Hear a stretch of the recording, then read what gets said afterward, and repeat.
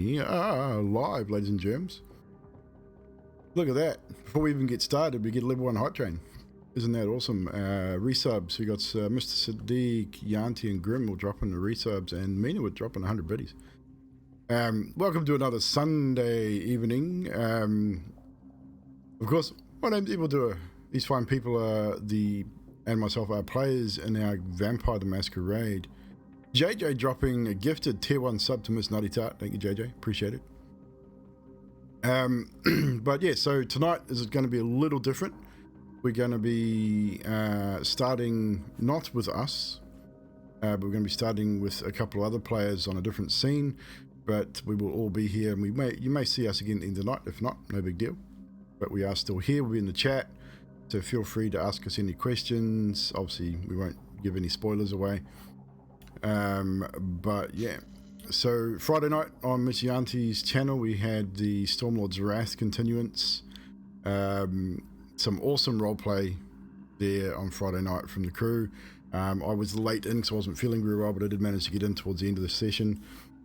So I do apologize if I cough a bit on stream tonight. I'm still not there, but we're getting there slowly.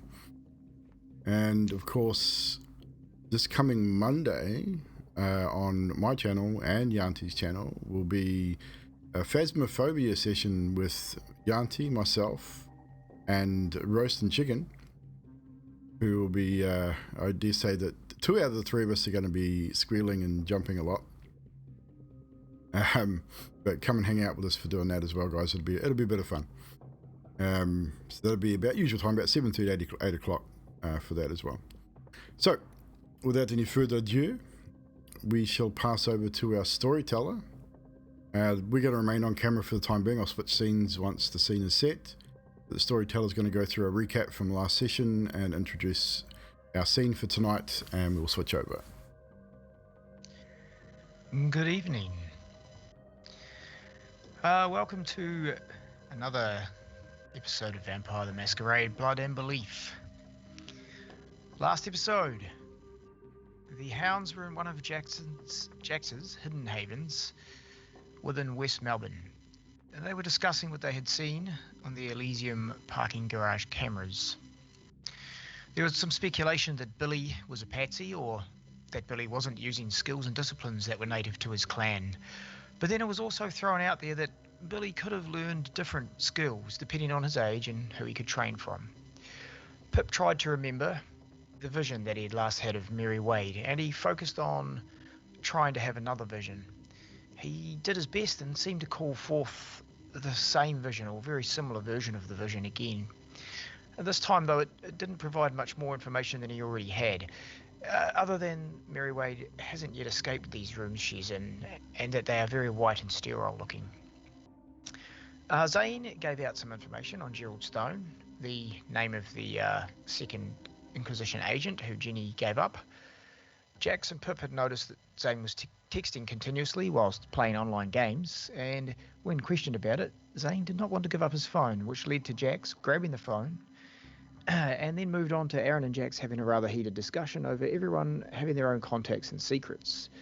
The phone was then returned, and I think Zane then told them that he was dealing with one of his own contacts, or an informant that may help them. Echo and Aaron found themselves moving to a quieter location in the building and discussing some of their past, with Echo being notably upset that she had thought that Aaron hadn't looked for her after she disappeared many years ago, though it would turn out that he actually did try before he was made kindred, neither of them really knowing the other's situation at the time. The Hounds decided to go ahead and stake out one of the addresses of the second Inquisition agent, Gerald Stone.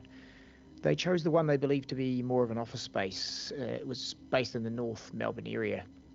Zane organised for an RF jammer and checked that the video feed was properly blocked, then the Hounds moved in. Aaron stayed out front as the lookout, whilst the rest cased the exterior and entered via a window into the interior. The first room being a very tidy girl space, which Zane questioned aloud, stating he thought it could be a trap. Hearing this, Pip remains outside, but the others still pushed forward. The living area, the office space, the bathroom and the master bedroom were all inspected. It soon became apparent that Zane was correct when bars and metal shutters closed over the windows, doors, as well as UV radiation lighting engulfing the interior, which caused a lot of damage to the coterie who were within. Everyone reacted reasonably quickly. Zane and Nico trying to find cover from the light, with Jackson putting his body on the line, headlong into the walls, trying to smash his way out. Pip reversed the van from the exterior onto the front porch, and Aaron managed to pull the power from the feed box, killing all the electricity to the building. He then jumped to the roof, tore it open, and smashed through the ceiling, enabling the others inside to get out. Echo punched a few of the mechanics in rage as she was on her way out. And once all of them were back in the SUV or the van, Jax unveiled an item not unlike a Molotov cocktail. He threw it at the house, while the neighbours nearby shouted their disapproval of the noise. And finally, as they headed off, Pip fell to the floor of the van and had another vision. This one of a younger Prince Leslie performing a dastardly deed. Welcome once again, vampire friends, to a clear winter's evening in Melbourne. It is a Sunday evening, around 9 p.m. To some, a holy day, and to others, just a day off. We begin in a vastly different space on this night, where Prince Leslie Taylor and one of his oldest contacts, Sarah Barnett, have arranged to meet and discuss some plans with an informant. They both have had dealings with this informant in the past. Around them, Sheriff Marco and the remainder of the Prince's coterie, as well as some of Sarah's coterie, are nearby. They are within a small open building similar to a large bus stop shelter with bench seating that overlooks the tee-off point for Hole 1 on Albert Park Golf Course. Most of the attending here have weapons at the ready, as well as a set of golf clubs being toted by Nathan, the Prince's coterie mate. He seems to be the caddy for the Prince, if the Prince should feel like playing. Prince Taylor and Sarah, you have deliberately arrived early. You've been told that your host has offered you safe trip through his grounds and guarantees your safety here.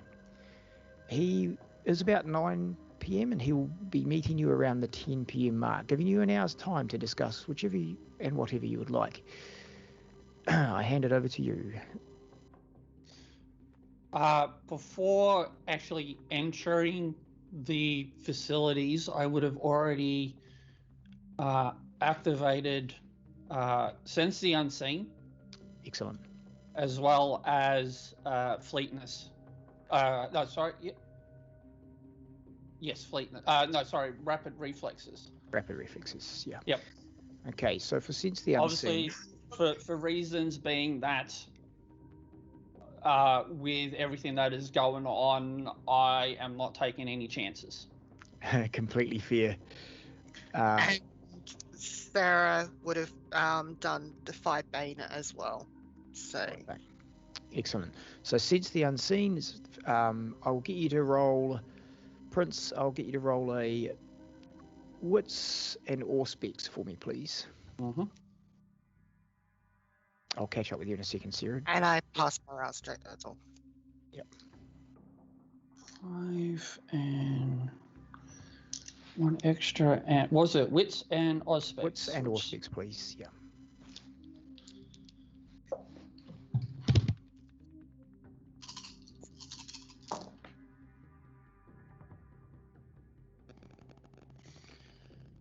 One, 2, 5. 5. Other than the people at the gateway of the golf course who let you in, who you know to be Van Diemen's personal ghouls, when you activate Sense the Unseen, you spot, and you've used to this, you've met with Van Diemen on occasion in the past, a few times, you spot quite a few of his Nosferatu amongst the trees, in the stealth, up the trees, around the grounds. It's nighttime and there are lights on the golf course. There's what you'd see on most nighttime played pictures, very high powered lighting, but still allowing the shadows to cast where they do, and wherever there's a shadow you see another Nosferatu. Most of them seem armed and you can see that Van Diemen has prepped good company for you, good guarding, as it may seem. Sarah, your ability, what did you activate? Defy Bane. So long as it's not a reaction, it's just a rouse check. Sweet So, as. I don't have Defy Bane listed here. Is it in the normal book? it should be, yeah. Sweet. Cool. And I passed the rouse check. Good as for gold. success. You do not get any hungrier. All right, you guys may start your discussion if you like. So, Squizzy, what are we going to do? South Yarra needs to be dealt with. I've got ideas. Yes, we need to deal with South Yarra. It's not the only thing we need to deal with. No, and that reminds me, I got a text of confirmation on the way here. Docklands. Lovely Baron Austin Murphy is starting to do a little push. What do you mean by push? I've been hearing rumors of him trying to take over the Docklands. He's got a motor vehicle place thingy. Yes, his Never understood museum. that. Yeah, that thing. Yeah, apparently there's been word that it's becoming a base of operation to try and push into our area. Your area. That arrogant little bastard. So, did I let you know that information? I only just got confirmation on the way here. Have you got eyes on the situation? Of course. Keep me Always. informed. We do not want to lose any more territory, and if he wants to challenge my authority, like I've done with any other Anak Bruja, they will be dealt with. I figured. So, I'll let you let me know what you want to do. I'll set up some rumor mills if you like. The moment he makes a push, we take him out. Gotcha. We will I'll make sure I have example of everything organized. They already started rumors in South Yarra with the humans, the humankind, good. that the church is not to be trusted. Made sure that their little money bullshit's not going on. The rumors being spread about, good old them working with the SI and that they're being duped, trying to kill all kindred. Small things like that. Just wanting to find out, trying to find weak points in individuals. If you have any ideas or any contacts of that, maybe talk to the hounds, see what they can find. But yes, we need to find information on the currents of that leader. We need to be careful though, because Always careful. we're going to need everything that we can throw at the SI. If that means we have to make a temporary alliance with these guys.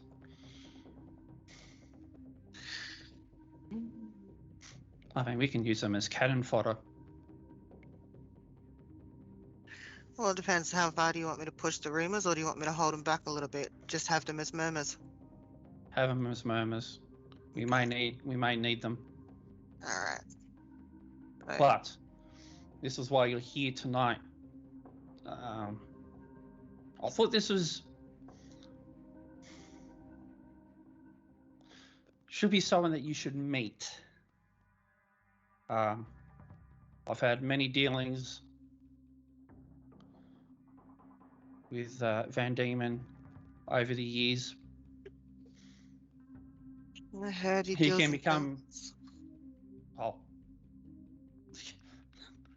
let's just say there's for this particular situation, we need his help. He can dig further than met anyone that I know in this city. This about the SI head? Fucking oath it is. You find me information on him. Is that if they're human, I've got a few ways to discredit him in a more interesting way. That's why I think you two should meet. Yeah, I can think of a few good ways. He runs similar circles to what I do. So, you know what I can do. Oh Yeah, yeah. he can do it. He can do it too. He's just more discreet. True. Whereas that's not my ace up my No. sleeve. Well, let's be realistic. The last time we went into this kind of situation, we weren't very discreet. Well, sort of. I was. By the way, Hmm. I'm sending you over Jeremy. You I want me think with I just want to see if he can actually be useful. If he could be valuable if well, put it this way. He broke very, very quickly under the hounds. We don't need anything that weak. say you want me to do the training? If you can. See what I can do. Consider it as a gift from me to you. I know you lost some of your trusted people, but when I call upon you for him, I need him. Okay, cool. That's understandable. So, something that is really, really bothering me. By all This means. doesn't feel completely. Who the fuck knows about me? You know me? Not many people know I have a connection to you. So who the hell knew to try and take me out?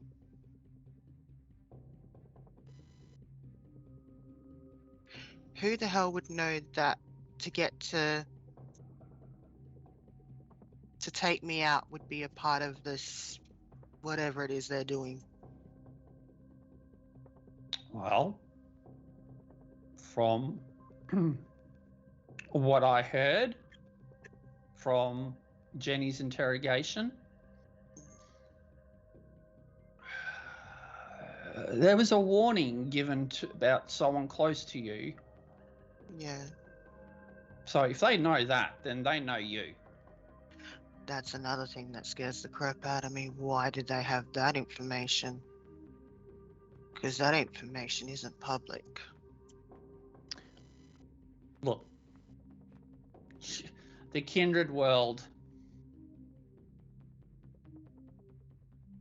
Listen, I will get both of you to roll a wits awareness for that discussion there, please. Okay. it's awareness. It's not.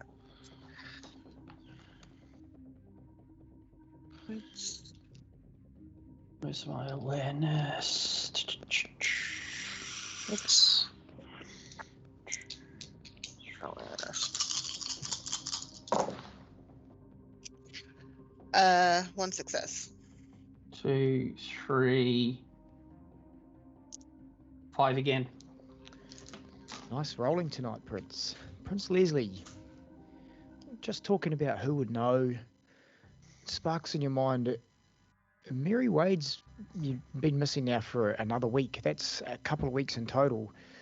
She is one of the oldest vampires of Australia as a whole, not just Melbourne, but as a whole in Australia. She's been around since the first convicts arrived. There's a few of them around that at that age, but she is the oldest. You also know she's had dealings with Sarah. Sarah and Mary Wade get on reasonably well, and it sort of dawns on you at that point. And it wouldn't be easy to get through Mary Wade, but she would have that information. So if they've got it, it could be from her.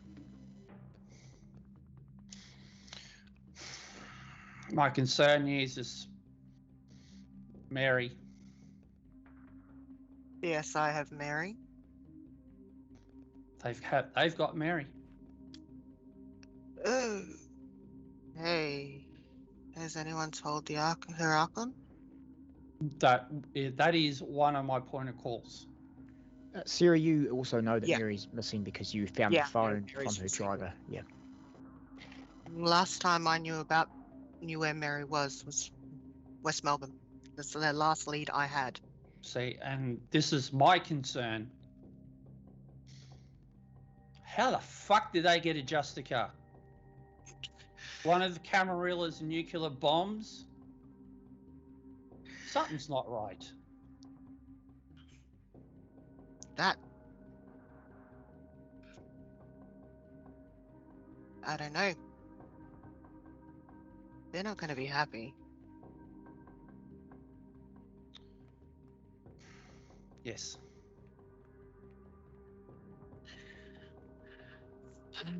Do you want me to talk to Herakon?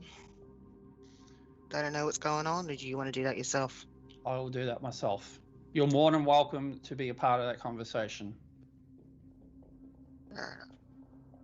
But yes, Mary would But have it needs known. to come from me. It'd be better coming from the prince of the city rather than anyone else, because if I don't report that, they will come looking for answers. And I don't want that right about now. No, I kind of like my head. Kind of would I like you to keep yours kind of too, like my Smithy. I kind of like my city Mm. and everything inside that city. It's about this time. Close to 45 minutes have passed, and you see in the grass ahead of you, probably just in the light about 100 meters away, and it moves 90 meters, 80 meters. You can see a lot of movement in the grass. I'll get both of you to do another, I'll say wits awareness again, thanks.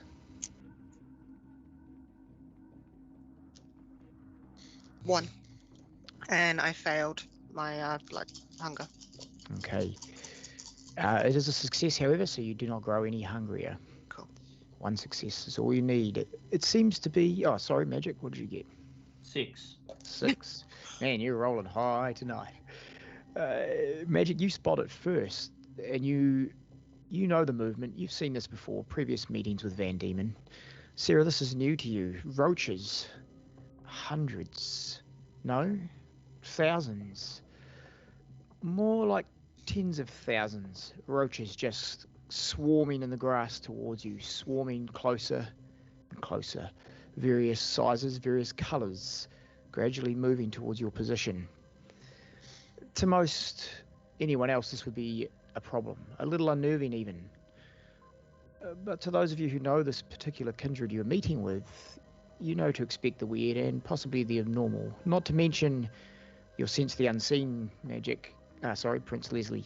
None of the Nosferatu are making a move, which means they know what's going on. If they moved, you'd know there was trouble. Slowly, as it gets within sort of 10 meters of you, the roach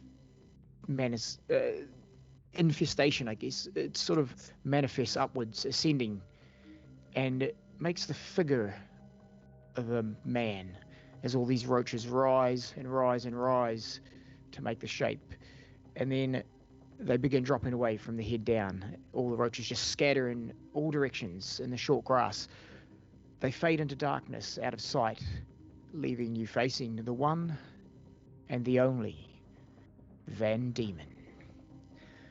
Mr. Van Diemen, tell us what they see when they gaze upon you on the artificial luminescence of this golf course. As the roaches fall one by one, revealing this man standing in front of you, you see as he approaches that his skin is taut against his skull with bony extended features, almost as if it's skeletal in description. It's white with grey patches. His face is sunken in, and everything else kind of gives him this mummified look. He wears a tailored suit. It's quite a nice tailored suit, which is just opposed considering how he looks on the outside. One eye on a closer inspection is completely blood red, and the other one is just an empty dark socket. But every once in a while, you can see some type of movement from behind this socket. You also see red veins bulging and standing out against the skin stone. As he approaches, he looks at you first, Prince, and he simply says, "Guten Abend," and gives you a bow. I return the bow. Good to see you again, Van Diemen. And then This is my associate, Sarah Barnett. Of course. I have heard so much about you. And he gives you another bow. Sarah will bow and say, "Good to meet you, Mr. Van Diemen." Well, shall we begin? It's a lovely night, no? Have a lovely night of golf ahead of us. After you, good sir. With that, Nathan grabs your clubs, Prince, and he drags them forward. Follows behind you at a distance as you guys step onto the hole one's the first area of the green where you tee off. This is your establishment, my friend. You can go first. Oh, how kind of you. But you are a guest. Please, you do go first. I insist. So, Leslie will motion to Nathan to bring one of the drivers. Nathan does. He takes like a velvet sock off the top of the biggest. I don't know if you've named your drivers, but he's handed it over to you.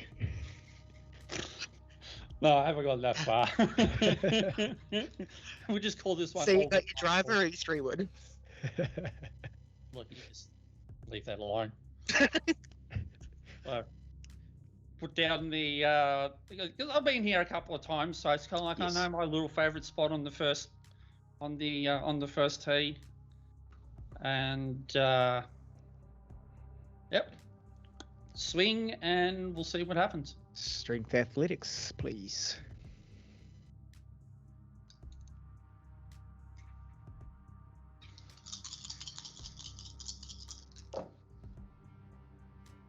Yeah. 1, 2, 3, 4.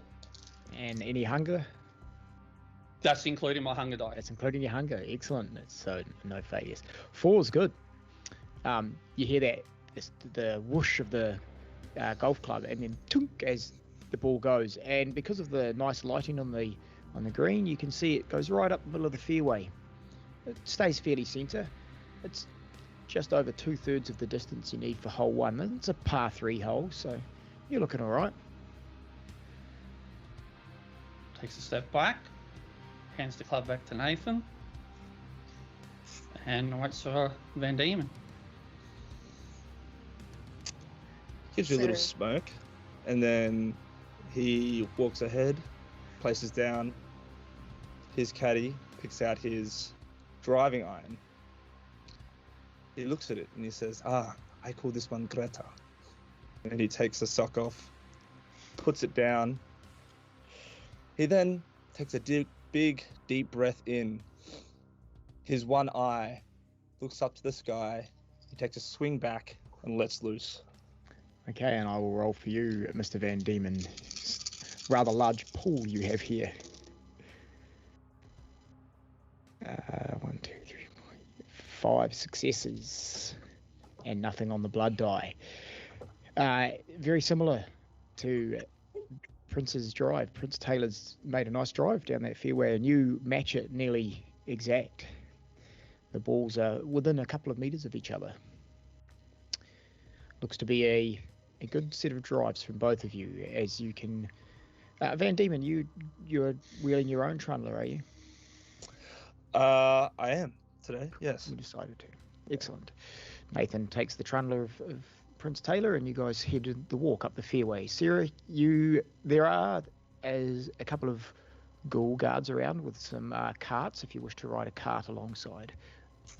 Sarah will walk, but as she's walking, she's going to look at her John and just give a smirk. Just says nothing, just a smile and a smirk. There is a set of clubs if Sarah does wish to play. Sarah does not wish to play. Because You I guys- just see you roll, and I'm like, nope, she wouldn't. And as you guys walk forward, any conversation can be had. It's going to be a minute or so to the balls. You've improved since last. I'm impressed. Or maybe I was just being kind. That would be a first, but not unwelcomed. Could say the same for you. Oh, isn't it a lovely conversation we're having? Isn't it always? Oh, of course. I admire every time that we get an opportunity to do what we do. Tell me, Sure. how are things on your end? Come on. Really, Van Diemen? You need to ask me that question? The No. man that knows everything? I don't, actually. But you see, it pays to be polite. Quite. Mr. Van Diemen. Well, sorry, Sarah, to answer the question, things are not going so well. We've had, you would have been there at Elysium a few nights ago where we had the attack. Since then, there's been more attempts on my life.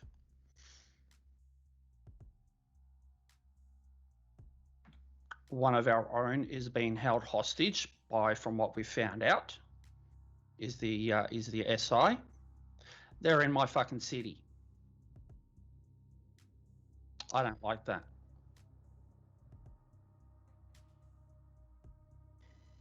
Just so you're aware, Van Diemen was not at the ball. As you well know, the features of the Nosferatu are not a likely. They don't like to keep in public at all, if ever.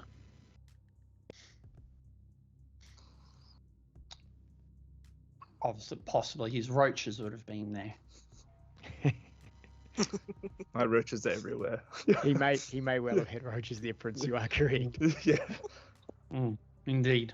So, This is not good. No? no, not at all. If the SI are here, that means trouble for everybody. That is correct. Not yes. necessarily just me, but for all kindred in this city. Camarilla, Anarch, Sabat. Independent.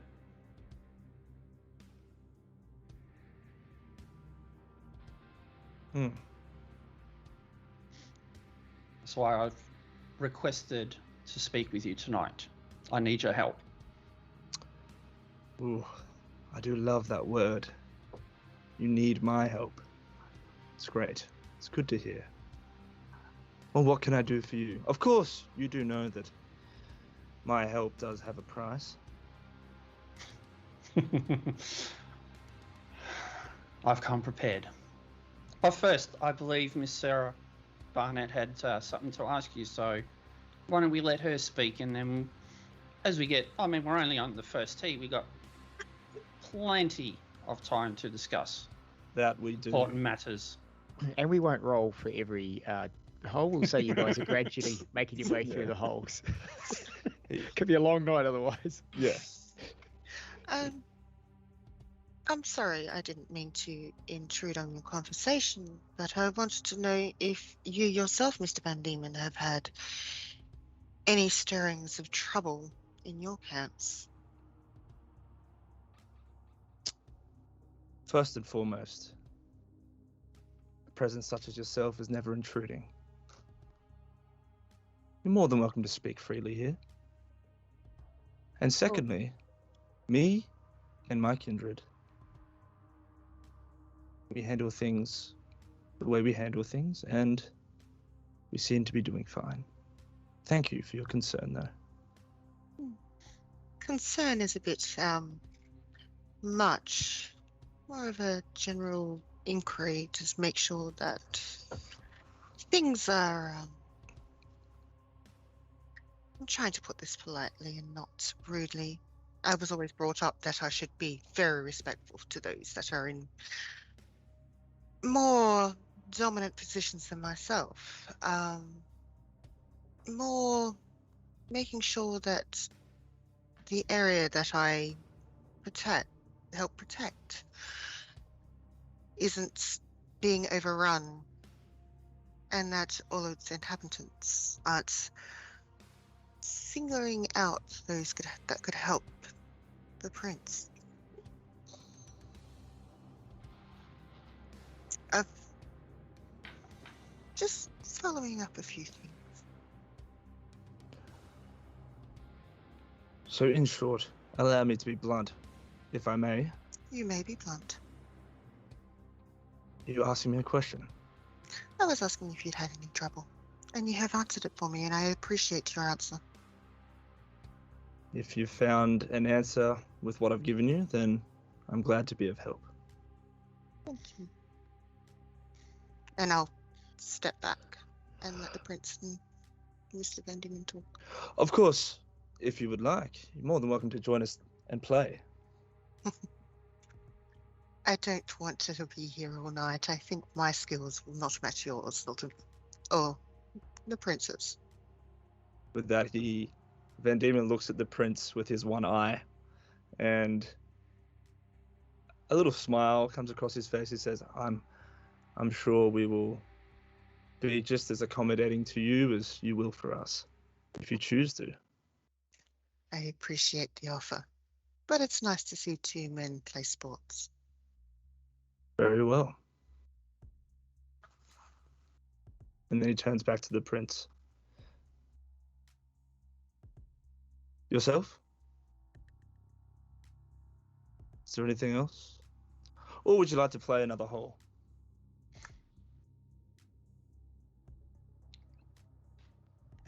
I am here to do business.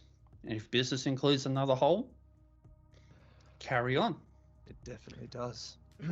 And you guys step up to hole 2, both of you making a par 3 on hole 1 quite happily. Just bearing in mind, Van Diemen, as you look around, you can see Sheriff Marco and the Princess Coterie, as well as Sarah Barnett's men, all just flanking, but they're staying loosely to the side of the fairways.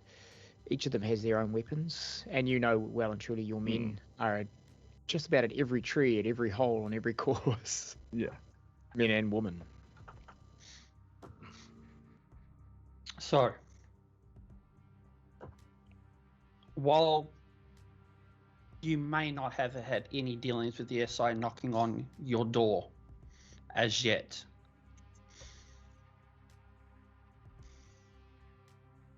if we don't deal with them swiftly, then everything you own, everything that you hold, all that is beautiful to you will be gone. They won't care whatever you can offer them. The moment they get what they want from you, you are no longer needed, no longer required, and they'll have no hesitation to remove you off the board. This is what they're doing at the moment. Trying to remove pieces off our board. And they will come knocking on your door if they haven't already. I know you've got your ways of dealing with things. I'm not stupid. I know who you are. I know what you can do. I know what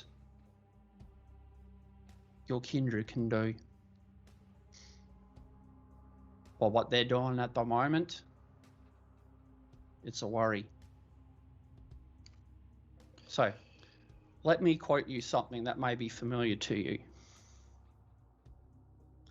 Every night when I lay down, I wet my straw with tears, while wind upon the horrid shore did whistle in our ears. Those dreadful beasts upon that land around our cots do roar. Most dismissal is our doom upon Van Diemen's shore.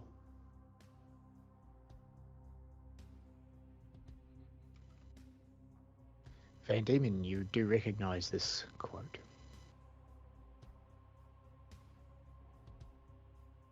Look, I'm the prince of this city. My concerns, your concerns are my concerns. I want to keep this city the way it is. I want you to have all the beautiful things that you own. All of this, I want you to keep. I don't want to see any of our kind removed because of this SI problem.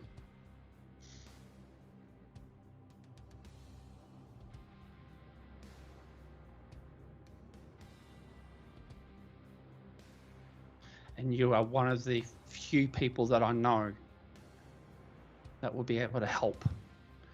My hounds, they're doing a really good job. We just need a little bit more information to help them. Your hounds, yeah. My kind have told me some things about them. Very intriguing. These hounds of yours. At this point, Sarah's kind of straightened a little.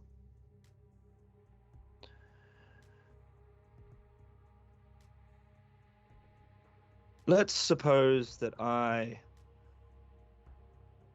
do decide to offer what I can to help you. And I truly believe what you say is the truth, and that you do wish for me to keep what is mine. What is it, first of all, that you would have me do? And secondly, what is it, as of now, that you may be able to offer me? With that, he motions over Nathan, who would also have one of the suitcases. Yes, Nathan has the cases with him, and he brings over one of them to you. And Leslie will then flip open the two latches, open up the lid, spin it around so that you can take what appears to be a catalogue of photos. These are from my personal collection. You may have anything that you like that you see in this catalogue. This is how important this is to me, that I am prepared to give up things that I have acquired. And I know these will appeal to you.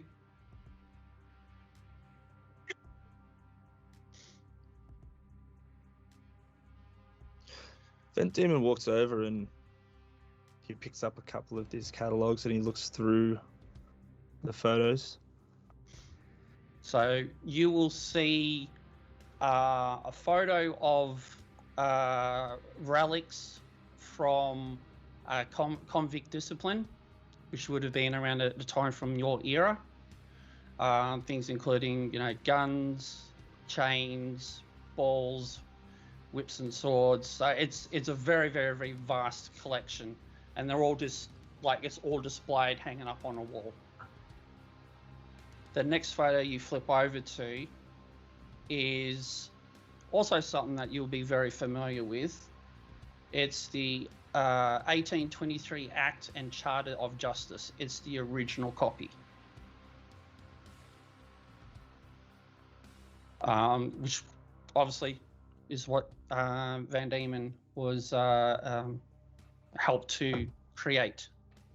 And Van Diemen, you would know that the government is meant to have the original copy, but you've heard through the grapevines that the original copy was stolen a long time ago, and they've been using a false write-up ever since. So now you know who has the original. The next item is it's a pattern musket from 1839. It's one of one of Leslie's prized possessions. And the rifle style musket, Van Diemen. yes.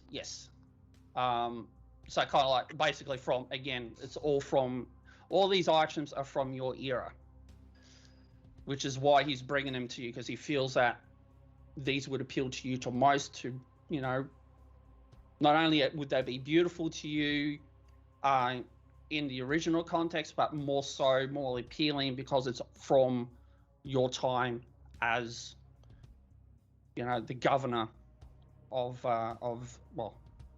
Tasmania at the time. And the last one is just it's a colonial picture from North Parramatta.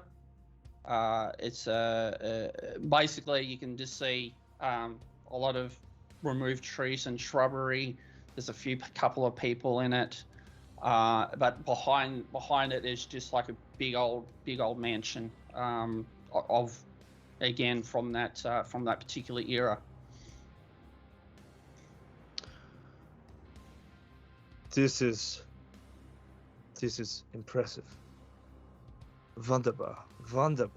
And he turns to you and he grabs, or attempts to grab you with both hands gently across the face.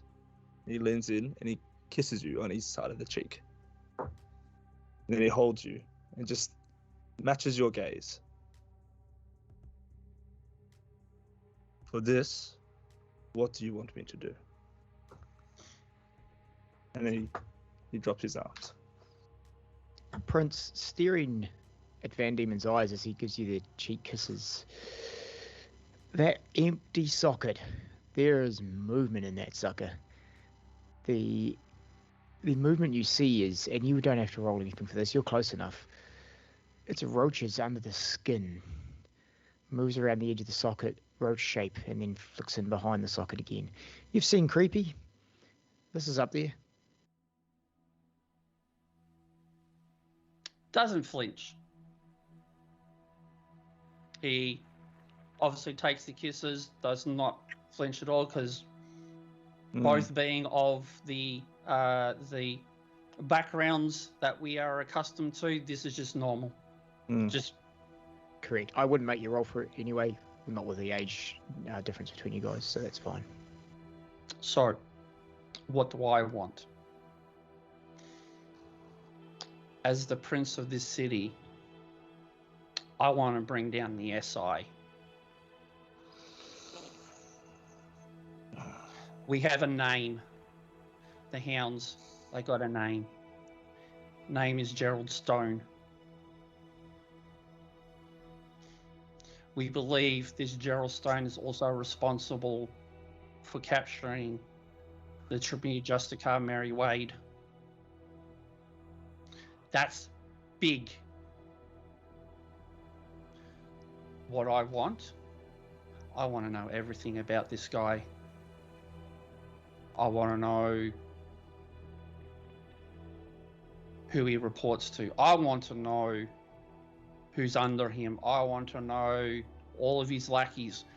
Are they mortal? Are they kindred? Are they something else? I want to know his strongholds. I want to know where and when I can hit him. I want to know the weak points. I want to make an example of the SI in my city, and I want to make them fear us again. And we can do this from the inside, I believe. With your knowledge, with your information, with your reach, with my allies, with my contacts and my influence We can do this. You, Van Diemen, will be a hero. Your name will be remembered for removing this virus from our city. Your name will mean more than what it did before. We all know that you were the first one to set eyes on Tasmania, but how long have you fought for that name to be recognised? People confuse your name with Abel Tasman. And what would be more beautiful to finally have your name recognised as Anthony Van Diemen, not the brief mentions that you get in history. They're going to have to get resources from somewhere, or the stuff that they're able to do. So how about we cut that? We cut that tie so that that virus can squirm and die. Choke them at the source, make them desperate. After all, they are human. We have a lifetime to wait. For me personally, as Leslie Taylor, not Leslie Taylor, the Prince of Melbourne, as me, I want the son of a bitch who's trying to kill me.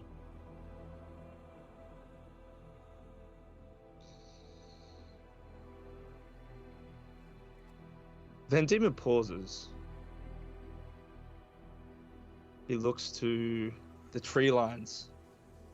Just looks out to the golf course for a second. He looks back at you. Then he turns to Sarah. What's Sarah doing? Sarah is very patiently just listening. The last time that they had any tradings wouldn't have happened face to face, so she's never seen you, but we would have exchanged kindred, jobs and work. So you know of me. But she's standing there, just waiting. She's letting the prince say his piece. So, sorry, Van Diemen, so you've seen what the prince has to offer, multiple items, and you have to decide what you know now and you want to give up, and then you guess you would have to haggle with the prince which items are worth what information you currently have and what you could maybe give him in the future. Sarah, if you have a question for Van Diemen, would have to come up with some offerings too, It's totally up to you. And that's why she hasn't asked any questions. She knows she has nothing that she could offer him at this time. Okay. With that, Leslie goes, Sarah, if there's anything, let's make this a deal I can cover.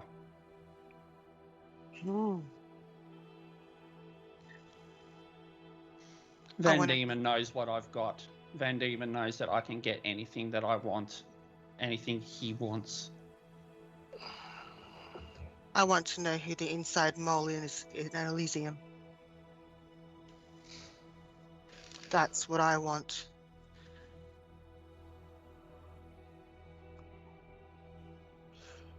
With that, Van Diemen walks over to the catalogue and he pulls out the original document, the one that you said about the settling.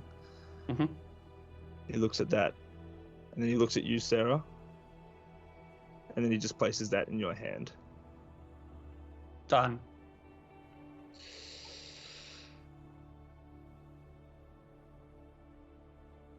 And he will make a motion to Nathan for him to make note of that. And he will say to Nathan, whatever the dealings is, can you take care of it? And make sure that Van Diemen gets the goods.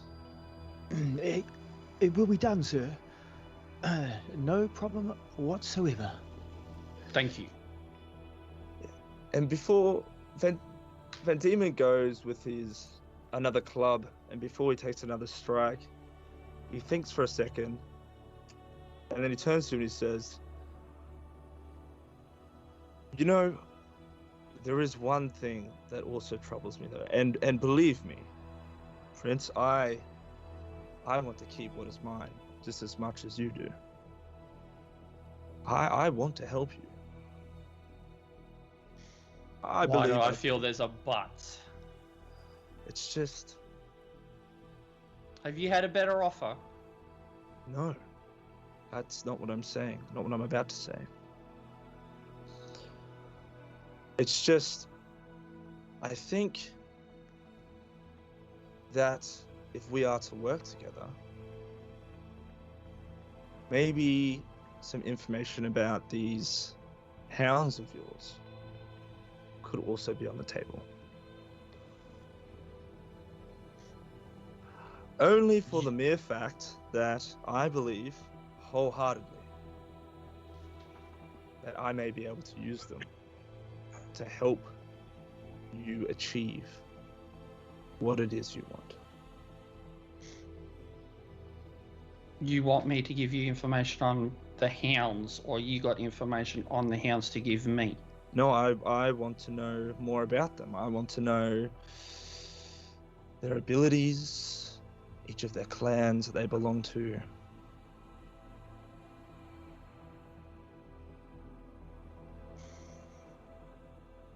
And then he takes a swing of his club and hits the ball. Yeah, you're about 4 holes down now. As you've been walking and talking, quite good for the legs. Had you any need for working out your muscles, this would be awesome, but you do not. 4 holes down, both playing fairly well. Still sitting nicely on par.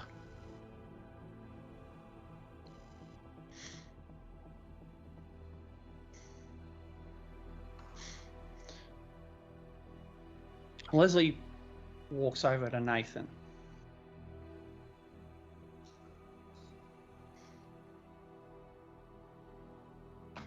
Goes to grab a club just directly out. He doesn't care what club it is. He's just going to pick a random club.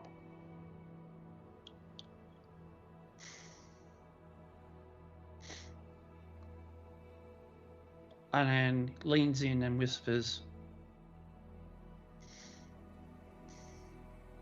"What do you think?"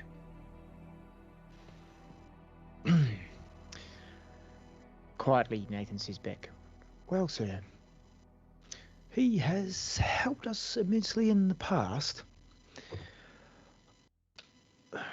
Small dealings previously, but what hurt can it be for him to know the information of the hounds? What harm? He loves to know everything about everyone, doesn't he?" I would have thought that this guy would have given us the original information in the first place, would he not? Well, would he have any reason to keep his eye on kindred who haven't stuck their head above the radar? I don't know. But now they're above the radar. They're important. That before they were just other kindred. I can see where he's coming from.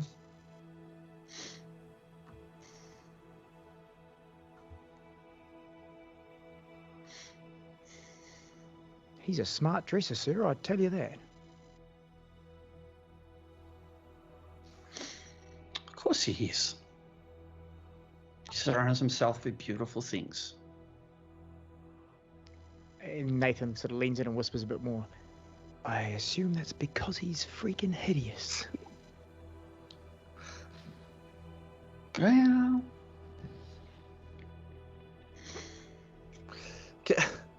so he grabs the club and the second suitcase from Nathan. And he walks over.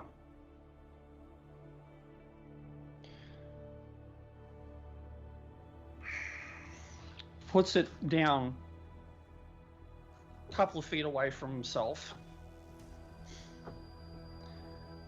And takes a swing, but purposely hits it short.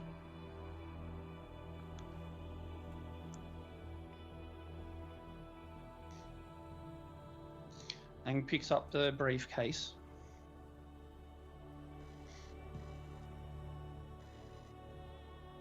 Prince, you're purposely hitting short. I would say just a quick roll, a manipulation subterfuge. Ooh. To see. And Van Diemen, give me and I will roll for you. You'll be doing a what's awareness? That. I will give you a what's awareness. Oh, it's 3. Yeah. And I will replace one of your die with a hunger die to see if you notice this roll. How many? 7, including a critical success. That beats Van Diemen's 2. He is concentrating on what he the pieces of instrument. The papers in your suitcase is what he's thinking about. Then you've laid a second suitcase down, and now he's thinking about that as you take your swing, laying it a bit short. That suitcase, Van Diemen. That's a second suitcase, not the same as the last one. What the hell else does he have to offer you?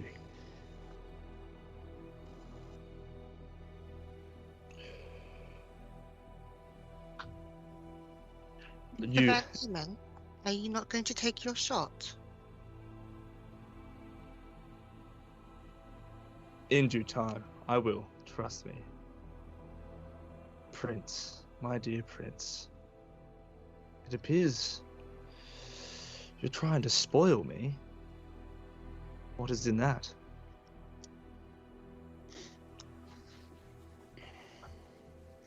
Picks it up, hands it over. This is everything that I know about what's going on.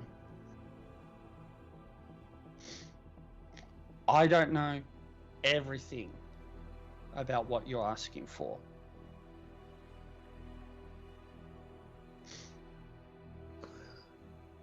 But this is as much as I know on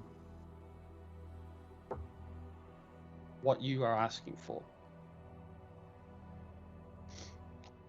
Van Diemen, Unfortunately, it will be information that anybody would be able to get, including you.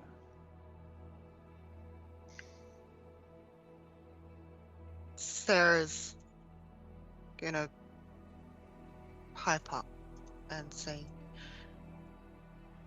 I found the hounds to be contradictory. What they didn't quite match what they said. Lies within truth. You know what I'm talking about, don't you? We're kindred. Telling It's truth. what we do, Sarah. Not like this.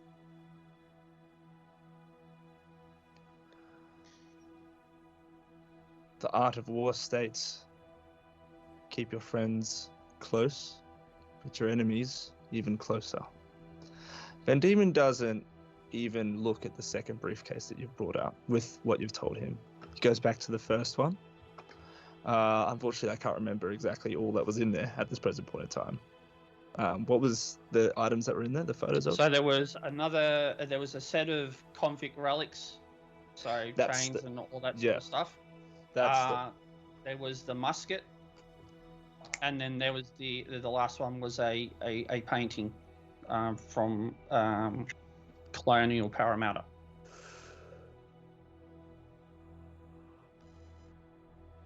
He takes the musket, a picture of the musket. He holds it up by both hands and runs his hands along the edge of it. And he flips it over towards you. And then he hands it over to you. And then he takes a swing of his golf ball. So, I take it that what you're asking me does put my kind in grave danger. Perhaps sheds a light on something that we don't like to be in. This can be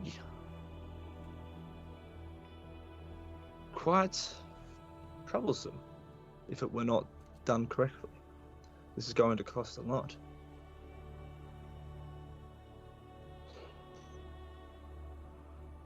But we're friends, no? He's a sweetener. I will owe you a major boon. At that, Sarah withdraws a sharp breath. And with that,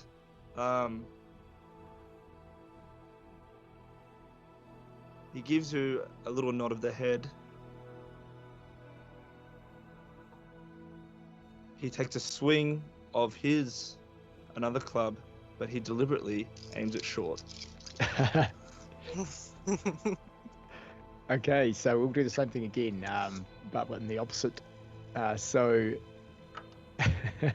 we'll be rolling manipulation and subterfuge. You'll be rolling wits and awareness, please, Magic. Please, Prince.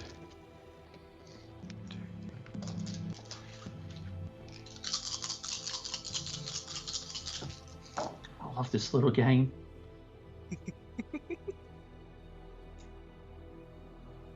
1, 2, 3, 4, 5, 6 successes. Ooh, with a tie.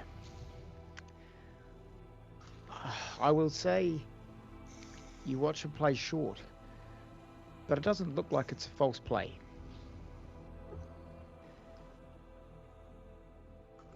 It appears my skills are not as matched as yours. But to the victor goes the spoils. I believe what you just offered is something that I can accept.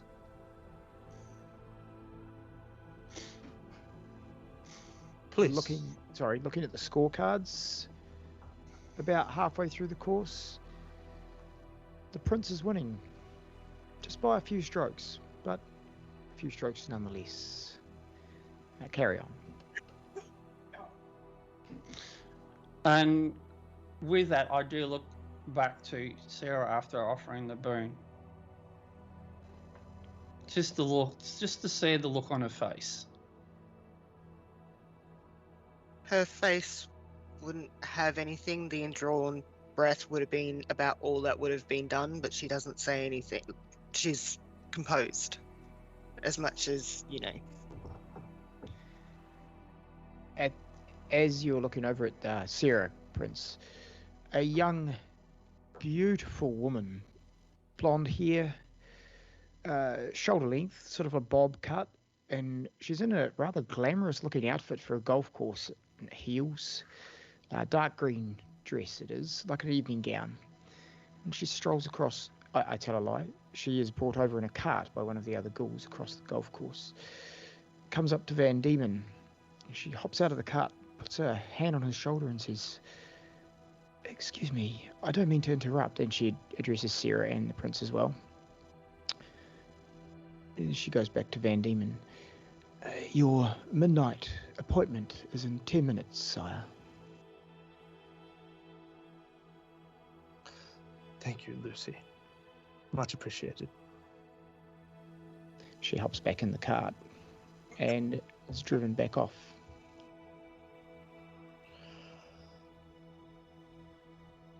I believe this is where our business comes to an end.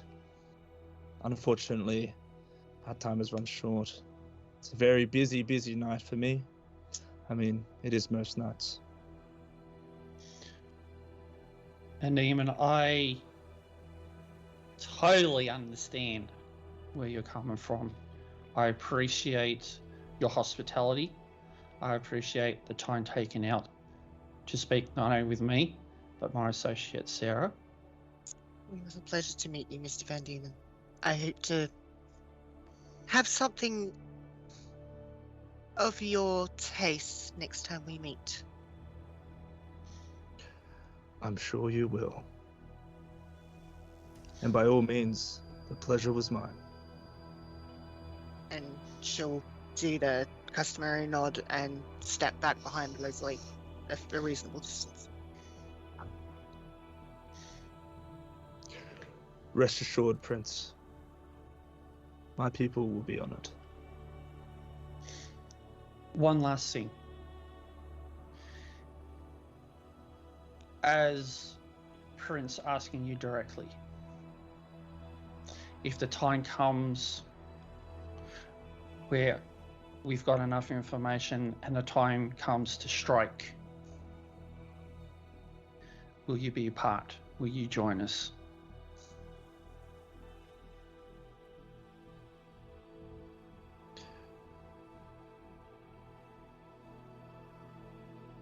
We will have to see. But the night is still young. As I said before, you've got a lifetime to wait. Van Diemen, you would do anything to protect your Nosferatu. Yeah. And so, yes. And you have a large number. I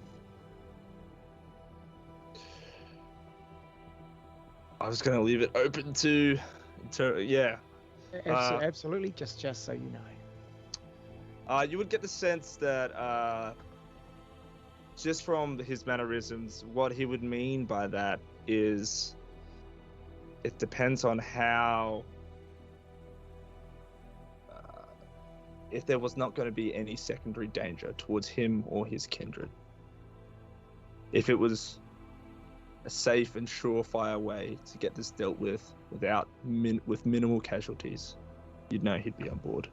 But what he meant with "we will see" and "the night is still young" is that. And Leslie would have. That's the reason why Leslie asked that question, because he knows with the previous dealings, he would know your mannerisms and what you would do for your kindred.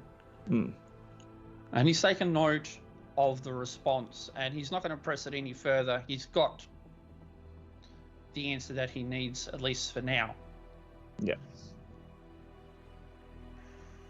And with that, Van Diemen takes a step back. The movement of locusts, or locust-like movement of roaches, appears behind him yet again. He gives you a small bow, and like a whirlwind of roaches, and then they just drop away, and he's gone. The caddy, the golf cart just sitting there, and one of the other Nosferatu come from the side of the trees and come to caddy it away for him. They give you and Sarah and your coteries a nod as they trundle the cart away. Prince and Sarah, you head back to your vehicle. Now, Van Diemen is a great host. A couple of Nosferatu drivers come over with carts, motorized carts, and they usher you aboard if you take the ride. Yes, absolutely. And they take you back to your vehicles. Once in your vehicle, Sarah, roll me a wits and awareness, please. Pretty sure that's what it is. Just need another die. That is 2 successes. You can see, as you get in the car, the prince, if he could sweat, and Prince, I'm leading to something here, so just give me a moment. If he could sweat, he may well. It's almost like through his pores on his forehead, there's some minor blood trickle. He looks paler than normal. Would I recognize it, the actual what's going on? Not at first, but Prince, your eyes suddenly go milky white, and Sarah, then you pick up on it. Yeah. He's having a vision. Prince, this is one of the most powerful visions you've had in a while. Since you've gained the discipline of premonition and controlled the mastery of it, it's very rare that you just have one sort of pop into your mind. Normally you have to concentrate on it, but this one hits you like someone shot you in the head. Yours works a lot differently than Pip's, and you have a lot more control over your faculties, so you don't fall down or slump down. You hold rigid. And Sarah, you seeing this, you could aid him if you wish, just to keep him in position. But within the vehicle, keep him from view from everyone else, along with whatever the coterie would be doing. Sweet. So the coterie are jumping in spare cars or extra cars, and you pull the door closed. That would make sense. Prince Leslie Taylor, your vision right now, as your eyes go milky, you can see a black space. The black space is vast and empty. Something glistens at the bottom of the black space, and it's almost like a camera flowing in. The shimmering or sparkling at the bottom of this space is bullet shells, or bullets, or both, shells and bullets. It's like a sea of shells and bullets that wave with some sort of imminent motion. Maybe there's a wind, it's hard to say, but you don't see water, you just see bullets and shells. And then as the view sort of zooms in closer, you can see a kindred lays amongst this shells and bullets, this pile, this wave. And I say kindred because you know her. This is Mary Wade. She floats completely naked in the shells and bullets, as if she is in a body of water, but no water is around. The vision then pulls out again to more of a higher bird's eye view, back to sort of where it started, but now you have a full view of these bullets and Mary Wade. You can see all of this ammunition makes a shape. A compass. Mary seems to be the needle of this compass, and she is pointing west. The view within your mind draws higher yet again, and the sea of ammunition shapes even more into an area map. You know Melbourne well, and the area map it's giving you shows you Melbourne, and then it closes back, all the bullets parting West Melbourne. You get an even closer view of West Melbourne as the bullets reshape again, and Mary sort of fades out of view. The Footscray area is highlighted among these bullets, these shells. And then Mary's hand moves to point right at Footscray. The vision then dissipates and your eyes return to normal. You feel like you've been woken from torpor. And with that, we will leave Sarah and Prince there. Thank you very much. We will switch to the hounds when everyone is ready. Thank you, Magic. Thank you, Mina. No.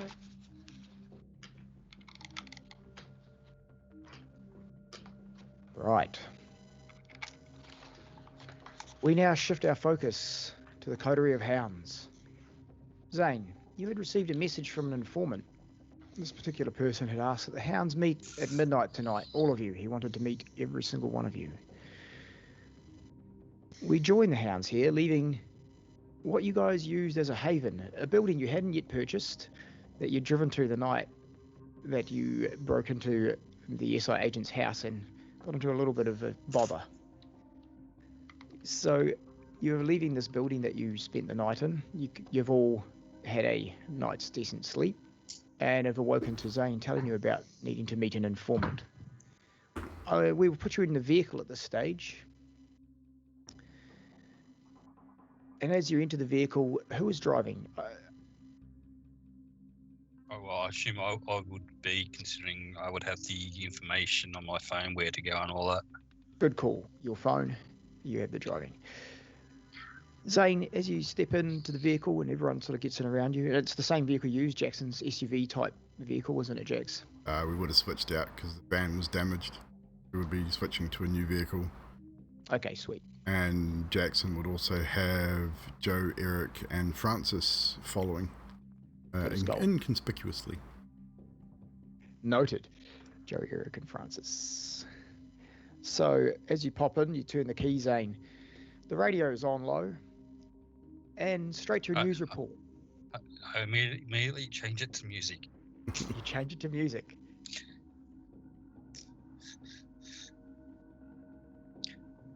You change the music to at the nearest station, it goes country and western. And I change it again, really quickly. You're flicking through stations at this stage. It goes from country and western to a light opera. A woman singing. Next. And if Jackson's riding shotgun, he would have given you a very serious look. I need the right. What? I need the Go right. back to the news. Just go back. Oh, all right. Back to the news. You switch back to the news. Good stuff. Did we need to make rouse checks for Upon waking, Didn't- that's true. You yeah. would do. Yes, thank you for reminding me. Everyone So, makes a rouse check for I one. passed mine, and in doing so, was able to heal 2 superficial wounds. Very good. Yep, success for Pip. Success for Pip. How do I do with this again? Just a blood die. Dude. So it's just a single blood Just one die. single blood, and I succeeded. Success. Hooray. So everyone who succeeds, you don't get hungrier. It's lovely. I don't think anyone failed. If any of you need to heal wounds, you can make another rouse check to heal wounds as well if you like. Looking at Zane. And Echo was pretty melted as well, from memory. Yeah. So that's another rouse, is it? Correct, yeah. And that's a fail. Okay. So my understanding is if you fail the rouse check, you still are able to heal the wound, but you gain hungry. 1 hunger die. 1 hunger to your pool. That's So my understanding also. I'm not sure if you've got superficial or aggravated damage, but you I think regain it 1 is- superficial. Okay. You cross out 1. Yeah, I'm pretty sure we all had taken superficial. Yeah. And also it works off your blood potency. So if your blood potency 2 would actually be 2 superficial, you heal. Sweet, there you go. So it will be different to each of you depending on that blood potency. Yep. No problem. So those of you who wish to roll for heals, make that rouse check, and if not, that's good as gold.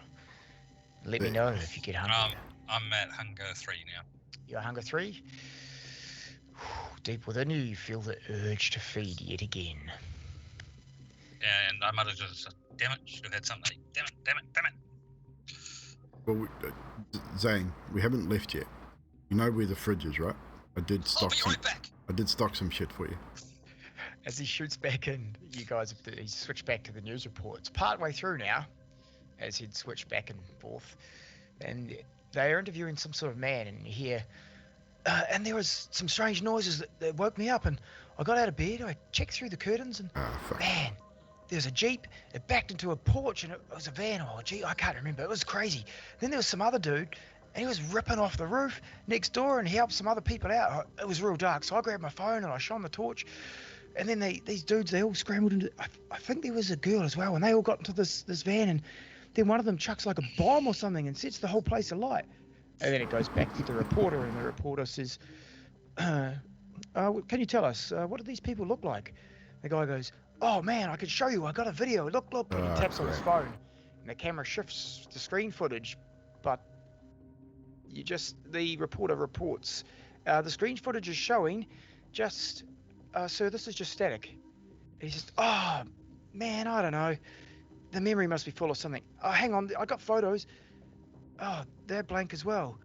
Anyway, and the lady goes on to carry on, asking him what these people look like, and he loosely describes each and every one of you. Loosely. Sounds like a Wow, bad we're on the neighborhood. news. That's not good. That's not a good thing, Yeah. dude. Oh. Not a good thing at all. As Zane jumps back We're into just the vehicle. lucky that that I'm hoping it was the frequency jamming thingo fucked with everyone's chems. And what did I miss? What? Yeah, we might have to. I think we got lucky. What we got. Don't go back to that neighborhood. We stay away from that. It's lucky that you were driving a Jeep van. Yeah, and I mean it was. I mean, we'll get that van will be taken care of. And we're also pretty lucky that it was really early in the morning and everyone got woken up. So I would have taken away that hunger now. Or one of them, I would So imagine. yes, you can. If you normally would feed on a blood bag, Yeah. you would be able to take away 2. Oh, 2? What are you getting? Oh, Look awesome. at that. Hey, 1 hunger. Sweet. Is it For everyone else. Raining Yeah, that rain. where you are. Yes, it Especially. is. No, it's where I No, am. it's not right. It's at my Not place. me. It's an evil's place, okay. It's raining. It's raining cats and dogs out here tonight, guys. I mean, lucky we got a truck, so we're good. All right, let's get to this appointment. Sweet. So Zane, you step on the pedal, get yourselves Who are we across seeing? town. My Yeah. contact. What was his? Did you tell us his name, or did you keep that secret too? What's his name, Zane? Van Diemen. Van Diemen, Van right? Diemen. Van. Why? Van. Well, we need to know who he is so we can at least greet him politely. I mean, Okay, just so you know, I know him. I've dealt with him. I've never met him. so you don't even know what he looks like. Not a this clue. is going to be fun. His This is expectations will be low if he's met Zane. It's where I get my blood bags from. Okay. why don't you just get him from a hospital, like where I get mine from? That's too much work. Speaking of blood bags, did you bring one for me? Oh shit! Sorry, Pip. You never share. He never shares. And with that, you guys are driving across town. Zane, happily navigating the roads. I won't make you roll for it, Zane, because I don't think rolling for driving, unless it's an intense action moment, would be worth it. You never know. I got all these people in here with me. Maybe. I will still say you don't have to roll for it. Okay. It's a few minutes across town, so you can discuss anything you need before you get to Van Diemen. Actually, Jax would, regardless of where Jax is sitting, whether he's in the back seat of this thing or front seat, he would specifically address Zane and just say, so this trap house thing, Yeah. I think next time we listen to you before we enter a house. How? What? You get? No, you can't Yeah. listen to me. Yeah, well, you called it. I distinctly remember you saying trap house before as we entered this place. I think he actually called it after you'd already gotten in. Yeah, I did. Either way, he knew something was up before we actually triggered the fucking trap. And I know, Echo, you took a. I mean, you're still looking a bit singed around the edges there. I mean, I've still got this, and Jackson's still got some burn marks up one side of his face, and my shoulder still fucking hurts. I mean, who would have thought they would have put steel in the walls? I mean, it's clever, but man, It's a trap house for us, so Yeah. I'm actually surprised they didn't do the roof. Yeah. Just But I got the feeling the next house will. I don't know if this definitely not going to be the only one, 100%. maybe that's how Jenny got caught. You mean Mary Jenny. Mary. Mary? or Jenny? I mean, Oh, yeah. Jenny could have The got caught that way Justicar. too. I mean, but yeah, Mary Wade, just a car. Yeah, It's that one. possible. You all came out looking like roasted chickens. Thanks, Pip. Appreciate it. I mean, I appreciate you trying to drive the van into the house too. Dude. Yeah. Like, didn't really work out for you, but maybe we should get you some driving lessons. I mean, that might help you out. And Aaron, quick thinking on the electronics, dude. I think you probably saved us all a bit of a roasting, or more of a roasting in that respect. Good dog. Just wish we could have something there to see what showed up. Yeah, that would have been good to see what had shown up after the trap was sprung. Because of what I did as we were leaving, it's probably just safer just to leave immediately. But I guarantee you this, my next port of call is I'll be staking out Gerald Stone's personal house. I want this guy. He's not going to get away with that. Why are we seeing your informant, Zane? Soon. As I said, Why? No, why, Why? Dane? Why? Not when. Do you think why? he can? Do you think he can help us? Well, this is the first time he's asked to meet in person. Oh, he asked you. Oh Yes. God, what did you do? I did nothing, I don't think. What did you Maybe tell him? I asked for information, like I usually do from him. But this time he wanted to meet. Right. Is this bad? Is it information about Gerald or? They asked for a few things. What does he normally want in return? Said he Uh, is a price usually. yeah, it depends on what we want. What do we want? Are we talking favors? Are we talking physical items, like payment? Everything. Do you know specifically what his interests are? What he would hold valuable? No. What do you usually get him? Yeah, My time. kind of makes sense. Like hacking abilities, maybe. Yeah. Probably. That.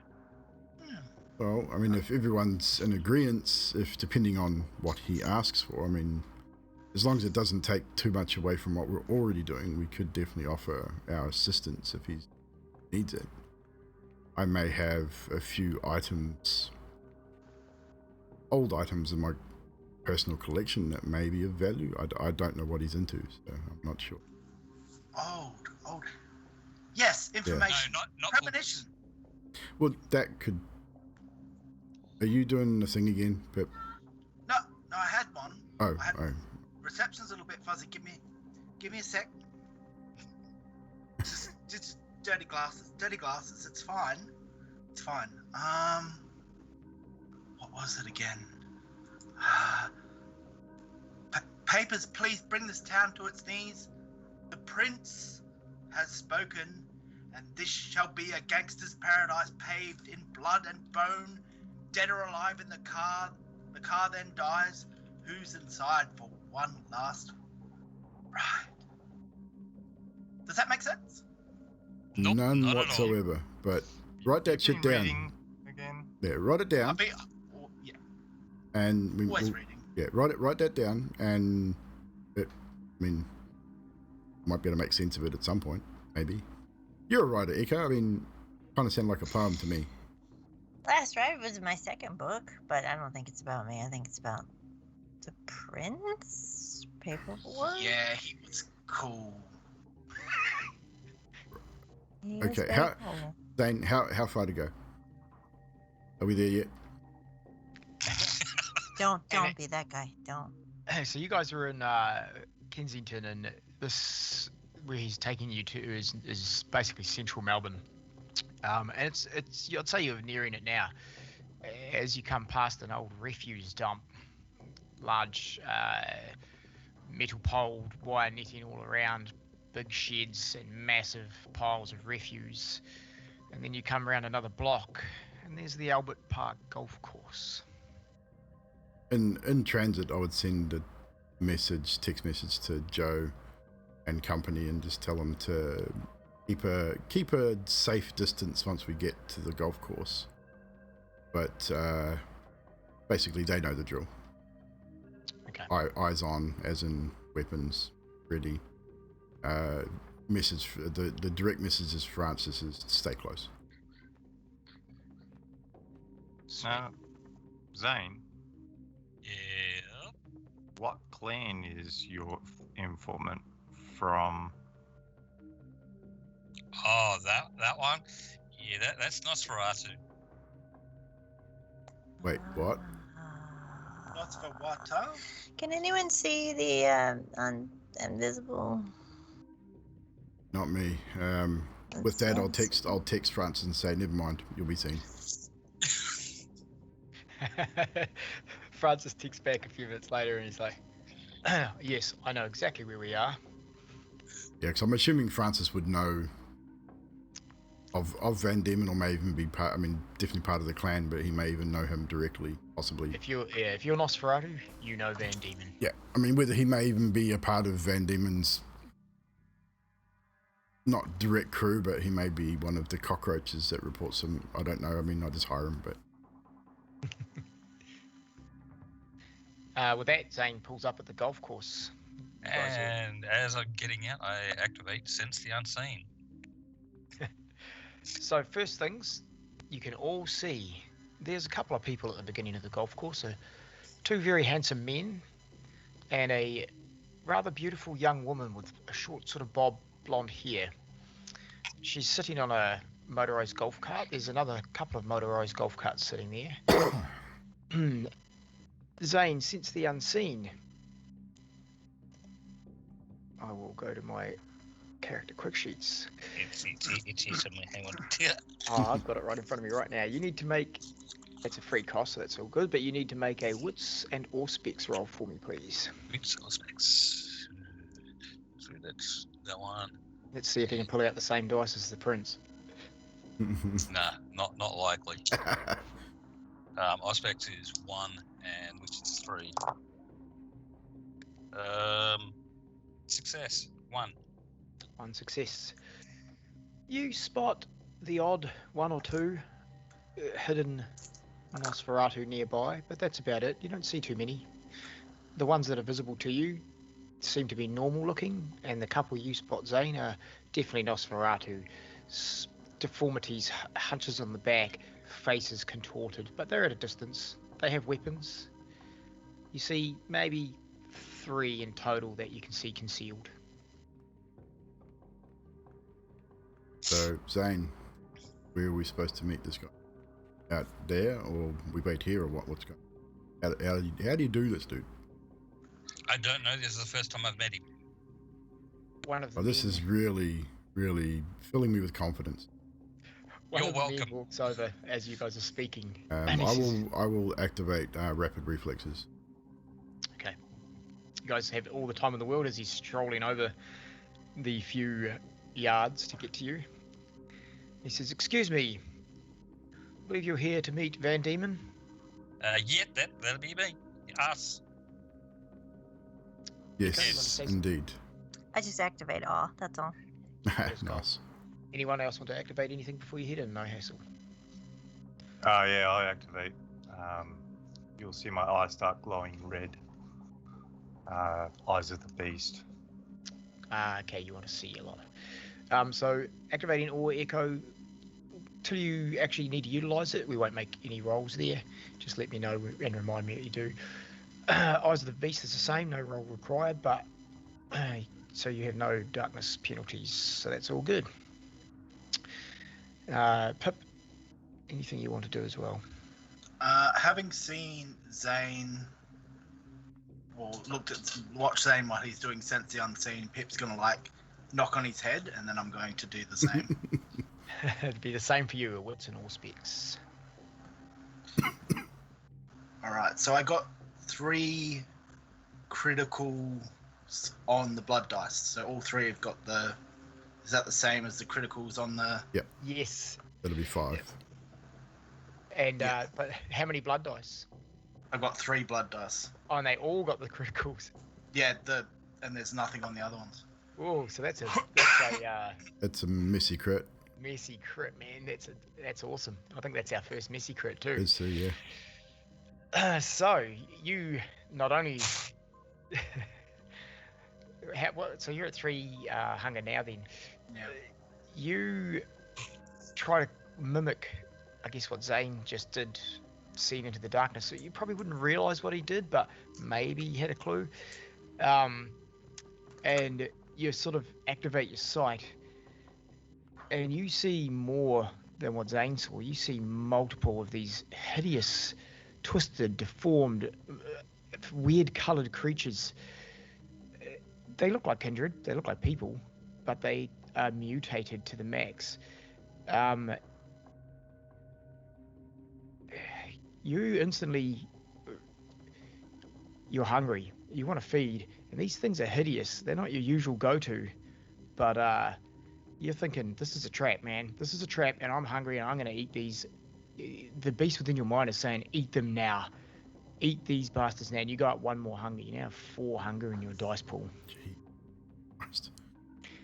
Anyone around who's looking at Pip can see do he's we starting to drool. notice? Yeah, do we notice? Absolutely. The would there be a physical change with hunger going to that level? Would he noticeably be more aggressive? I think at this point, because it's a messy crit as opposed to a fail, I don't think he's going to go the aggressive route. I think his power is overactive. He's Okay. seeing everything he needs to see, but he is super hungry at the same time. If it was a failure, I would say he'd go more for the feed now. I think he's in control of it, but his power is overactive. He's seeing everything. Right there, Pip? Do you think they... No, never mind. Zane, You sure you don't have any blood left in that bag? Yeah. Any, like, little juice box for him? Something? The man speaks again. If you come with me, I can take you to Van Diemen. He has refreshments. Oh, thank you very much. That would be We awesome. should go. He motions to the carts. Climb aboard, and we shall be there shortly. He is over on hole 6. And your name is? As Jackson extends a hand. My name is Excelsior. Oh. Jackson Spencer. Pleasure to meet you. Pleasure to meet you. And I'll go around and wave a hand to Echo Munro. Pip Elliott, Aaron Tomic, and of course you probably already know Zane Vera. We've never met, but we know who he is. Van Diemen will be impatient if we are late. Shall we climb aboard? Yes. Okay. You guys get into the carts, and they drive you across a few different fairways, not over the greens, but around the edges, as it is protocol with any golfing establishment. You get to hole 6, and there is a set of clubs on wheels there as the carts pull up, but no person available. Zane, you're still seeing the odd one or two Nosferatu here and there. Pip, you see them in the trees, on the ground, in the bushes. They are hiding everywhere. They have guns, they have knives. They look pretty threatening. And you see Van Diemen as well. The others do not see Van Diemen, but you can see moving in the grass thousands and thousands of roaches. And in the grass you see, just laying amongst the roaches, a pile of roaches on the ground, is this, what could be better be explained as or not, so a skeletal faced being in a nice suit. And no one else sees this. You just see the movement of roaches in the grass. And with that, there's a swirling of roaches. They move around as you get closer, around, almost like a whirlwind picks up. Once again, all the trees, it's almost like a false wind created by these roaches. And amongst them now is the shadow of a humanoid figure. And you see the figure of Van Diemen, explained much as exactly as it was to the Prince and Sarah. He stands by his golf clubs. It's alright. As he does, he extends two arms and he says, Goedenavond. I am Van Diemen. Good evening. And then he walks up to you, individually, one by one, extends a hand. Before you can say anything, he greets you one by one. He says, you must be Jackson. Puts out a hand. And he reciprocates, and I presume the famous Van Diemen. He nods, then he moves down. He looks at you, Zane, and he goes, oh, extends two hands, puts it on either side of your face, and then he doesn't kiss you, but he taps you. Then he comes back, I know who you are, Zane. Welcome. Yes. And then he moves down, he does the same. He looks at you, Echo, but he pauses. And then he takes up one of your hands, and he says, 'tis a beauty. And he looks at you, Aaron, and looks back at Echo, and kisses you on the hand. Thank you. Nice to meet you. Then he moves on down. He sees Pip. Doesn't extend a hand, but he bows. No. No. It's not alright. It's not alright at all. But forgive me, he's a little hungry. Pip, with your beast activating your sense, you can see all the movement beneath the skin of Van Diemen, behind the missing eye. Everything under him wriggles and moves, and no one else can see this. The prince caught a glimpse of it up close, but Pip, even standing back a little, you can see it's almost like he's made up of these roaches completely on the inside. He's made of things. He's made of... Pip, no. No, it's okay. They're not things. Roaches, to be precise. Do they taste good? Excelsior, would you mind And he extends a hand. No problem. I assume you mean you want me to feed him? Yes, that would be correct. He snaps his fingers, and the young girl in the green dress comes over with a tray, assorted wine glasses, very expensive-looking crystal on a very expensive-looking silver tray. It was on the cart somewhere. You may have seen it, may not have, but she brings it over nonetheless and offers it to each one of you. If you drink from one of these glasses, you'll be able to remove one more hunger. Unless you're already at one, you cannot go below. Excellent tip. And then, last but not least, as you all of his drink, he moves over to Aaron. He looks at you, and he gives you a bow, a deep bow, and he says, I hope my actions just before did not anger you, but you must be Aaron. No. I guess. And then I bow back. It's like, right. Welcome. It has been a long time coming. I am very pleased to meet each and every one of you. Why couldn't we just done this like we usually do? Oh, Zane, my boy, it's grandiose. You're moving on up in the world. You're all becoming such fine kindred. Each and every one of you, under the favor of the prince. It's only reason that I should meet you. Now, more than ever. As we all know what is happening, do we not? Well, we think we know, we're not sure. Well, we're investigating, of course, what happened as Prince's hounds. I'm sure you already know that. Probably why you've asked to meet us, I'm assuming. Very perceptive of you. Very perceptive. Do any of you play golf, perchance? No, normally just go straight to the 19th hole. Normally, I would eat the There's golfer, so much. but golf is definitely not. I have a computer with it on it. pastime. Does that count? I will play. As you say that, Echo, from behind you, another golf cart pulls up. It has a bunch of trundlers on the back with golf clubs, and another Nosferatu agent wheels clubs over. Hands a nice red set of clubs over to you, very magenta red. Very nice. They're for you, ma'am. I am your caddy.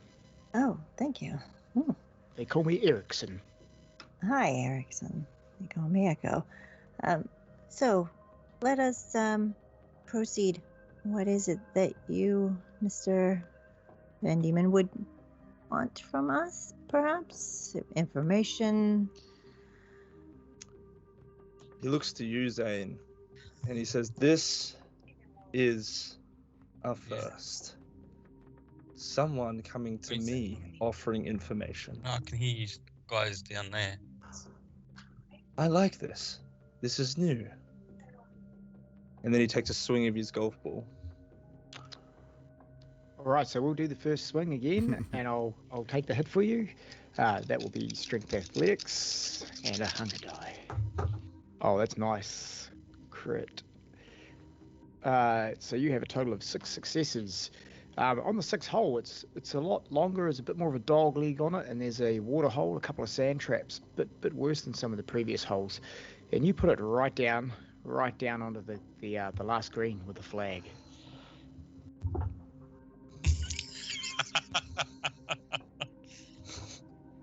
Impressive. Been playing this for quite some time, but there is still one person I'm yet to beat. Anywho, as for me needing information, never the case, but I thank you nonetheless. What I require from you all is actually something I hold quite dear. Beauty, art, history. Have any of you ever heard of a particular type of sword? Not any sword, but a Quillian. A 1907 British, Australian, World War One, World War Two sword. Happens, I have heard of such. Former military myself. Then you must know more than anyone how important this sword is. Indeed. The rest of you, other than Jax, who would know this, the rest of you can roll. That's a good question. What would you roll in this game for it? They don't have history here. I would say an intelligence academics roll, please, if you want to. If you've heard, think you might have heard of this before.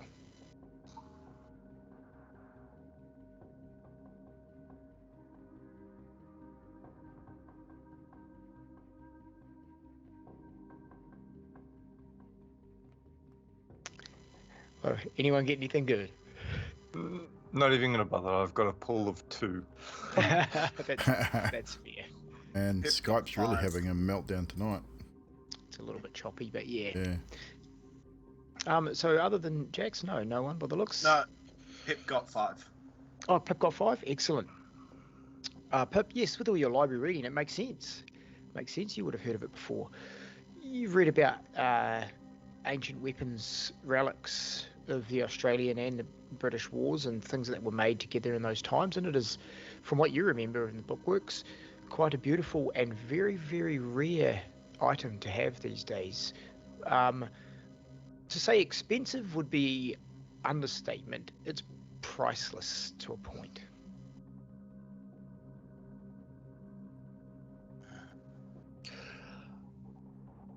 As he continues playing, Van Diemen then regales the fact that he says to you all, I, for some time now, have sought out such a historical artifact, and it has eluded me for quite some time, and I am very frustrated at this. But this is where you all come in. Now, I believe I have in my hands information that will assist each and every one of you. But, of course, as most of you may or may not know, I require something first and foremost before my gifts are parted to you. This is how I work.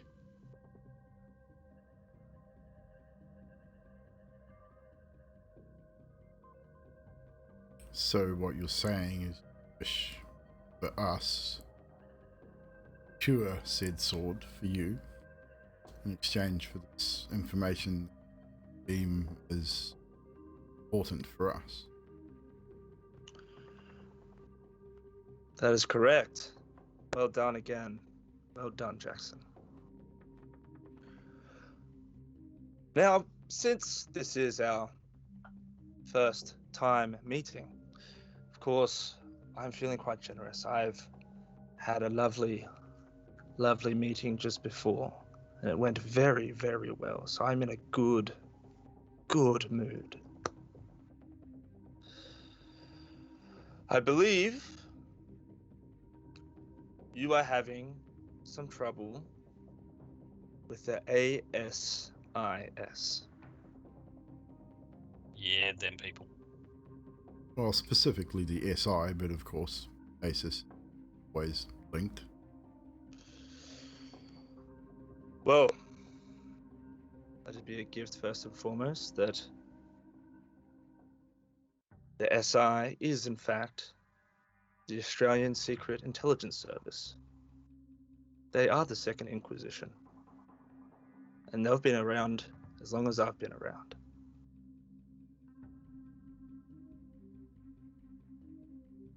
Not surprising. Frank?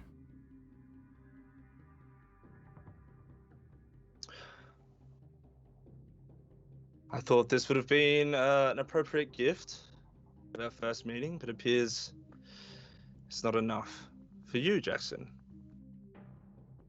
Well, it's, if you forgive my boldness, but our investigations practically given us this information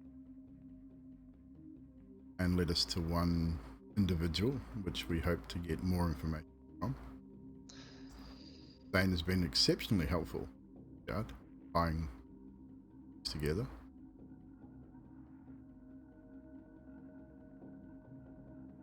We have worked very quickly over the last couple of days, or 3 nights. Although unorthodox, we still get there eventually, maybe. Is that right, Pip?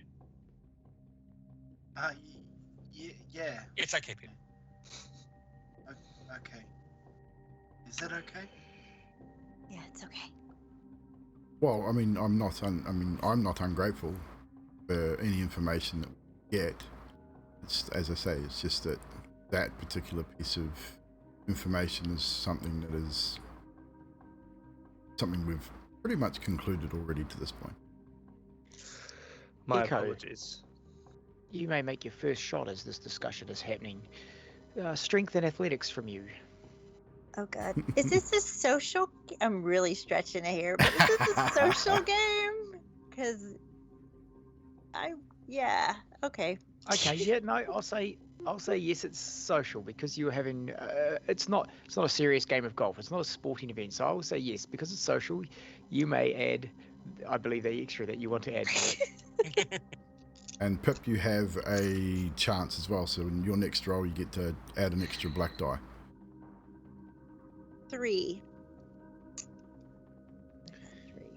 The first time for Echo playing golf. Yeah. I'm trying to look. It's like that it's not. It's that beginner's luck. You've seen a little bit on tally back in the day, and once in a while here and there.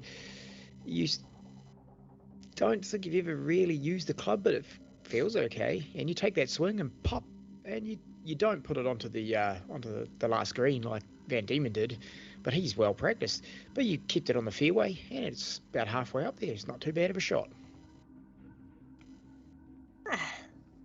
There we go. That's the right way. Van Diemen, seeing that, slowly raises his skeletal fingers and gives it applause. Well done. Well done. Jackson, perhaps then, being a military man, this information might interest you.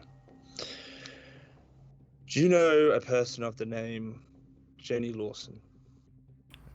Indeed, I do. It may or may not interest you that this Jenny Lawson served in the military with a man who is now an SI agent. His name is Gerald Stone. Again, I apologize, but this is information we already have. In fact, Jenny Lawson was in our company for a short time, if you get my meaning. It appears I may be out of a job soon. I'm sorry. Sorry. What if you could give us Gerald Stone in exchange for this sword? Ooh, that's... I mean, we know where Gerald resides. I mean, we could get to him ourselves, but let's just say our methods are more in line with, say, the Prince's methods. And we need to be a little bit more... Unfortunately, Van Diemen and Magic's just made the comment in chat. Unfortunately, you haven't had a chance to go through the Prince's suitcase yet, so this information would have been in there, that they knew this already. Unfortunately, you weren't aware, and it's unusual for you to be caught unawares. Yeah, I Smoking know. on occasion. Yeah, that's what I was like, huh. But he is finding this quite. You would notice that it's a creepy, very, very disturbing grin, as you can see various different critters and things inside his mouth moving around. But he has a smile across his face from ear to ear. But he nonetheless continues playing and takes another swing at his golf club. He then turns and goes, okay, well, perhaps me trying to give you information is not helping then. Perhaps you have a question for me. I mean, of course, there is the issue of Gerald Stone getting our hands on him. But I do have a question, in fact. This may be more plan-related else, but it definitely may serve a purpose for us, if you're able to answer it that. Billy Singh. Yes. We know he's planned Nosferatu. We know he's directly involved with the attempts on the prince. But as of this moment, not entirely sure whereabouts. We would very much like to have a word.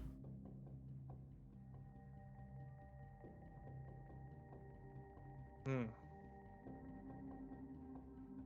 appears maybe my position has not been filled. And he takes a swing of his golf club again. Billy Singh is at a church. A particular church, not any church.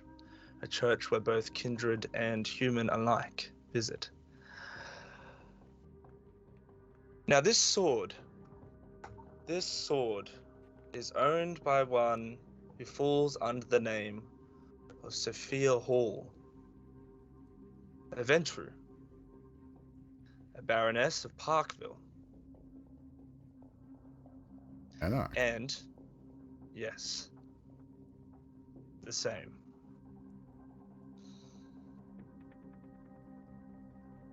I would very much like this sword. I will tell you that Sabat have a church that Billy Singh attends and is where he is currently held at right now. This Yara, church, perhaps? it is indeed. You are very, very well informed. Well done. The prince has chosen well. I must congratulate him next time I see him. Do you happen to know their leader, the Sabat leader? Not something. I mean, I'm not privy to this. Can't speak for anyone else. He pauses and waits. Give me a couple of days. I know, we don't have a couple of days. Well, I mean, Echo, you seem to have contacts around the place, as per previous conversations. You have any knowledge of Sabat leader? I might, and I think if we're going to stick our neck out on a sword that Nosferatu themselves can't get to, we might want to ask for stronger information than just Billy. I agree. The name of the Sabat leader is none other than Jonathan Phillips. Jonathan is called the Archbishop.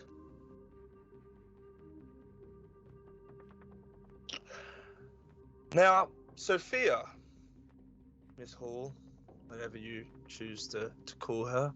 Anarch scum. Put it frankly. Yes. Well, it appears that my money is no good. My trinkets, no good. My skills, no good. She's quite rude to me and my kind. So, okay. Again, as Miss Echo has quite plainly pointed out, your kindred have a certain skill set that would make the acquisition of said item, I would think, a lot easier than for of our skill set. Yeah, we're more of a blunt hammer. Yeah, well, you Well, see, some of us are more of a blunt hammer, Aaron. there are Blunt sledgehammer. I saw you go through the wall, dude. Well, I didn't quite make it. We're getting a little sidetracked here. Excuse me. Forgive me. there are times where it is appropriate to use a needle to stitch a wound. And then there are times that you must use a sword to hack off a limb. You think the sword is in order? What I'm saying is a metaphor for I need a blunt hammer. Do you want it to be known that it's been taken, or do you want it to be subtle? If it was subtle, I could have done it myself. Then You you are don't. very Yes. So, do you want us to leave a calling card of some kind so that you can kind of spit in her face? Do you or- want bragging rights?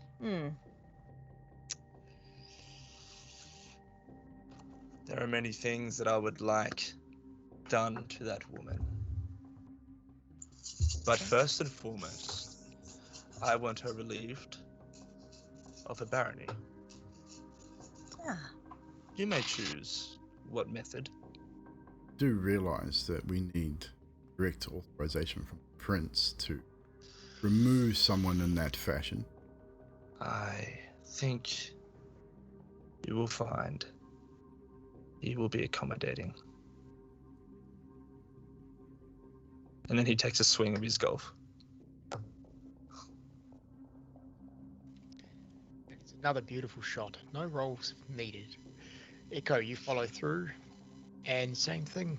You're playing just behind him. He's playing a little better than you, as expected. As this line of back and forth questions and answers go on. So, Van Diemen, if you would indulge us for a moment, would you be requiring an answer tonight, or would you allow us maybe a night or two to discuss it and decide what best course of action we wish to take? I mean, as you know, and I am of former military rank, and I do like to plan somewhat before entering into any kind of version.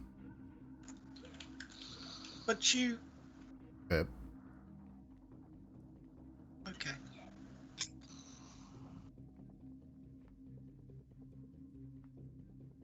I have been around for quite some time. I'm sure I can wait a little longer. I can get a message to you. I believe you know Francis. And I just nod over. He's probably 12, 15 feet behind us. Somewhere. I know he's there somewhere. I just can't see him directly. He is definitely there. And Van Diemen, you have heard of Francis Castillon. I'm very big on trust and on word, and I always give newcomers a chance to prove themselves.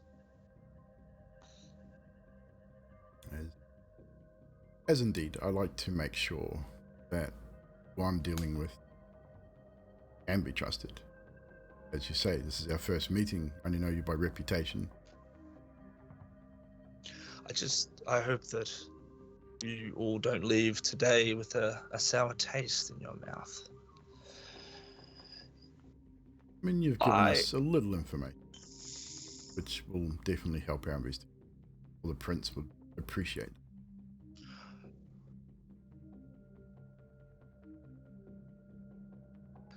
in your dealings with this Second Inquisition, this is a pre-warning. Again, as it seems, you may be privy to this information. But nonetheless, this is free. They know how to hunt and kill kindred. Of course, that is obvious. But they have worked alongside the Vatican for years, and they know how to use certain drugs to minimize specific kindred disciplines, such as abilities that mess with the vision or mind. So do be warned in dealing with them, if you may or may not already know that. Now that worth something. Now, I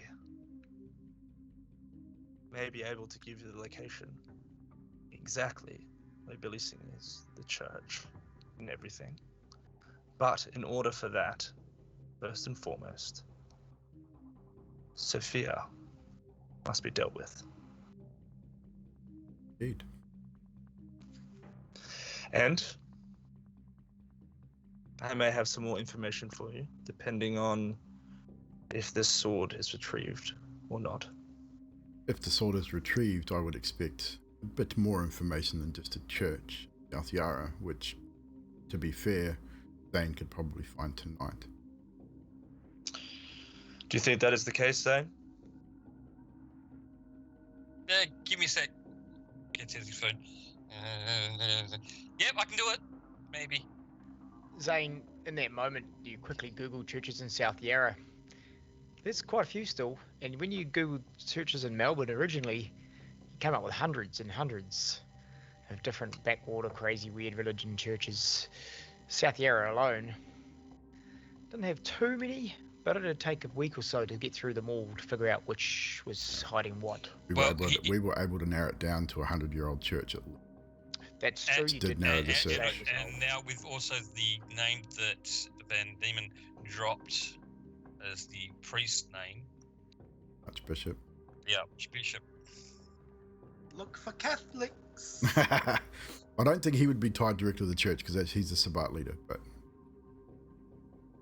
yeah.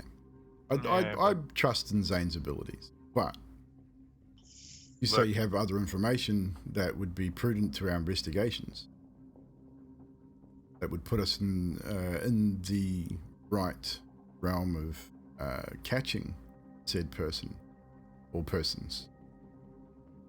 Then, again, if you'd allow us a day or two to discuss amongst ourselves, I will make sure Francis gets an answer to you post-haste. Just have a couple more questions. Yeah, but before that, if we do say yes, we need all the information you have on the Baron. Oh, yes, everything. we're going to need everything we have on the Baron in order for us to put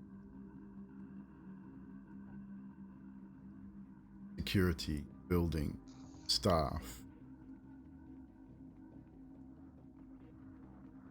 kindred, ghoul, human works. Drive a hard bargain. I respect that. Depends on how badly you want this sword. Very, very much so. You will be visited shortly from someone from my kin. Digital copy, please. Shut up, Zane. Zane. Calm yourself, Zane. In whatever manner you may seek the information you're after, to make sure this is dealt with. I'll have Francis stick close by. He'll give the information you need to him. Get it to me. Also, I may have some information that might interest you about the prince as well. That would interest us. But Indeed. that is dependent on a job well done. Well, I mean, for a sword and to take out the Baron, that's 2 things, so. And for 2 things, you get the exact location of the church, Billy Singh, the Sabbat leader, and information about the prince. I don't care about Billy, but I do care about the prince. Let's say we sweeten that deal and you give us the Billy Singh information now. And Jax pulls out his cell phone and brings up a picture of a display case, glass display case, and inside is a pistol, a flintlock pistol, and shows Van Diemen. And if he knows his history, he would know that this particular pistol was owned by Dan Kelly, Ed Kelly's brother, who was killed in the Glen Rowan Inn when Ned Kelly was arrested. Sold in 2012 at auction. Just hands it over and shows.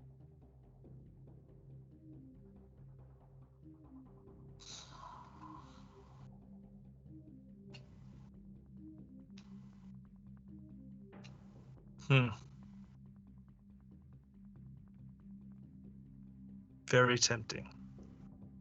Just a small item I picked up a number of years ago. How does one come across something like this? It was an open auction. I mean, I bought it anonymously, of course. I'm one to raid myself out there in the world.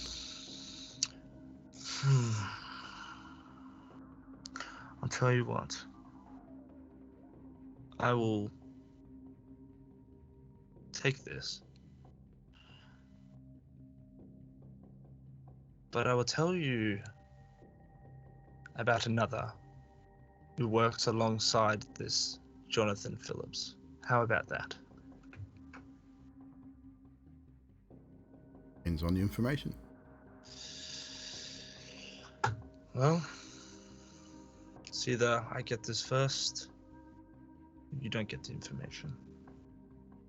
We have already thought about and said what I wanted with Sophia and what I've offered. You're offering something new, and generally I get what I want first, and then you get what you want. With that, he just Jackson will probably turn and look at Aaron just to see what sort of response, and Echo at that point as well. Just looking for some form of gesture, yay or nay.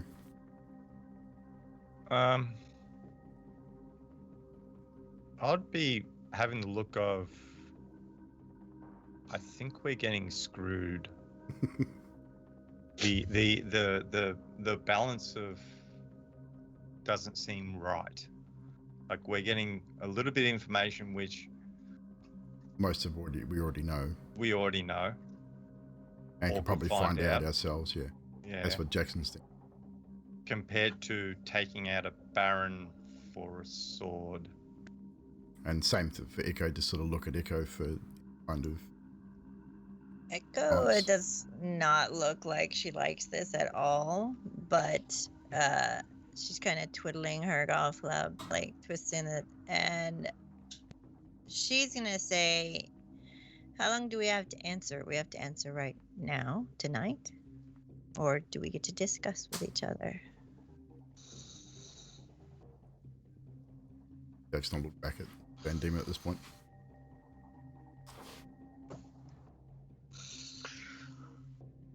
I know that any information that I have given freely, or any clues to anything else, you will obviously, he looks at Zane, have your people try and do as much research as possible before you give me an answer, to see whether or not you can ascertain what information I may or may not have for you.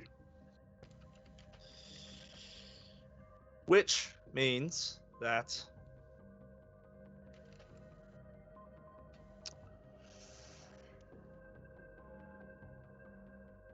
Regardless, I'm still left with nothing. I still have not got you anything. I don't think you can take out the Baroness tonight. I don't think I can get my sword tonight. Indeed, that So- will take planning. As you yourself have obviously planned, executed, and failed. Possibly more than one.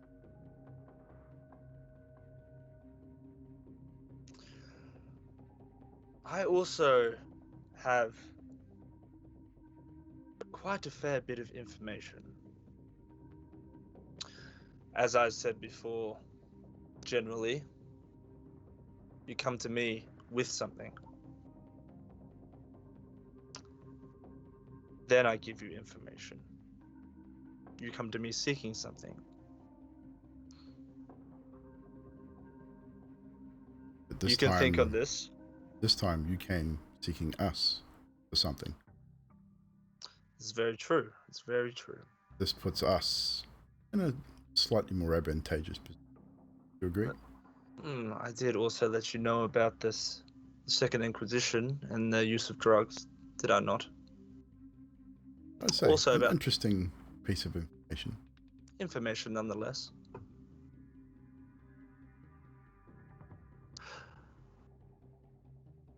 I understand and I appreciate the fact that you are bartering with me. It is something that I think a lot of people, especially when they don't know me, try to do it first. They don't quite understand just how far I reach. I think I'm I'm telling starting you. to understand.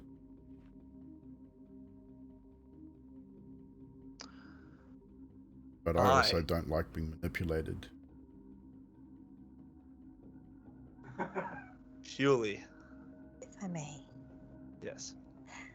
I say we get the sword, because it sounds like a lot of fun, and see if we can do it.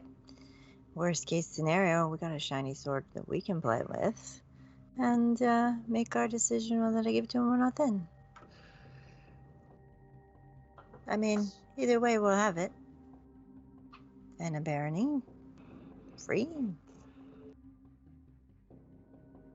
The prince might like that.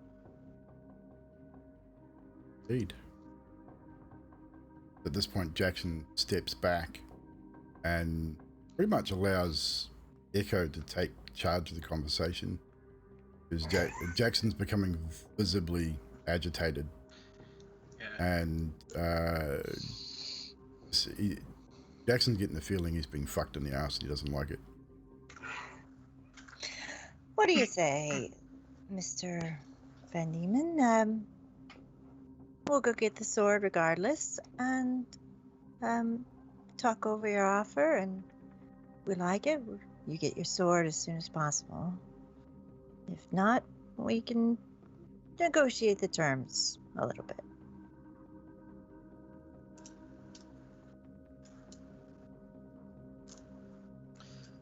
He sticks out a hand and he shakes it. And he says, afterwards, whilst clapping his hands slowly, welcome to dealing with Van Diemen. You've all done well. I'm very pleased. Are we at the next hole by this stage? Thank you. You've definitely gone through about, you're getting to close to that 18th hole. You're probably on the 18th. Okay, so Jackson's just going to walk up to whatever the closest trundler is and take a driver out. And just not even really trying to hit the green, just going to try and drive it as far as he can possibly drive it, just out of sheer frustration. Okay, strength athletics. What did you have active? Just rapid reflexes. Okay, that won't Which aid just, you, yeah, no, assist just you here. doesn't aid me here. But luckily for me, I got a good dice pool for this anyway.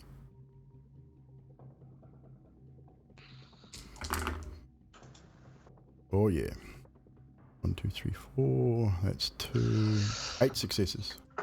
8 successes. The rest of you, except for Van Diemen, the rest of you, I would like you to roll a Intelligence awareness while Jackson takes the swing. Jackson, that you crack the crack of the ball against the club. It just takes off. Van Diemen, it launches. It's a strong hit. Well past truly the end of the hole, over into the next fairway, past the next fairway, and if there was a car park on that side, it would have gone to the car park. It's gone over into some neighbouring fence. He's just belted it out of the park. For what reason? You can tell he's frustrated. After the shot, I just turned back and sort of dropped the club back into the bag and just say, "That's not so difficult." Van Diemen, you've seen people throw the toys out of their cot when they're not happy with the bargain. And you know the only way to get what you need and for them to get what they need is to play a little bit of hardball. And this is a really good way to see what their demeanors are like. I guess you're getting a bit of what you're after. What do we get on those rolls, Echo? I got 6. 6. Pip. 5. 5. Aaron. 4. Hey, we're going downhill in order. So 3 with a fail, but 6, 5, 4, 3. 3 still a pass. The rest of you, while Jackson takes a shot, looking at Van Diemen's body language and his face, he's got a lot more to give, and he's not the kind of person that is just going to empty his soul of everything he knows to you straight away. And the tidbits he's given you, even though you might have known them, he knows a lot more than what he is giving. Echo with the highest, you get the feeling he wants to see what you're capable of before he starts feeding you everything that he's got on. The magician doesn't show you the best trick first. Echo is feeling the same way. Pip walks up to Jackson. He's like, Mr. Spencer, can we go now? We shouldn't anger him. They're legion. He is many. They're everywhere. I don't want to see him angry. Pip. Go soon. I just have a question for the Game Master. Would the kindred of the sides watching, would they have reacted with the amount of strength that was put into the ball? I would say a good few of them, just even when there was a bit of sort of more of a heated talk there, you would have seen your own people, and Pip would have seen it. Maybe not. Zane may have picked up on a couple, but they would have all tensed. Guns would have been at the ready, knives. Pip, yeah, you were spot on. Legion, there is many. Van Diemen, yeah, they definitely noticed. They were at the ready to defend you if needed, but then they saw it came to nothing more. Jackson's heated but not stupid. Yeah, I was just going to say, all you would have seen Van Diemen do if they reacted badly was just put a hand up like this. Sweet. So- Yeah.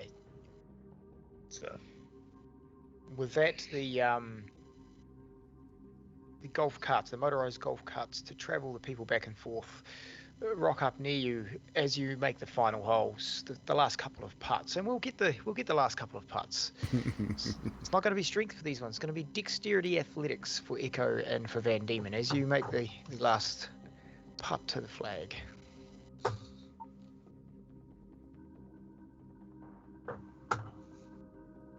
And you get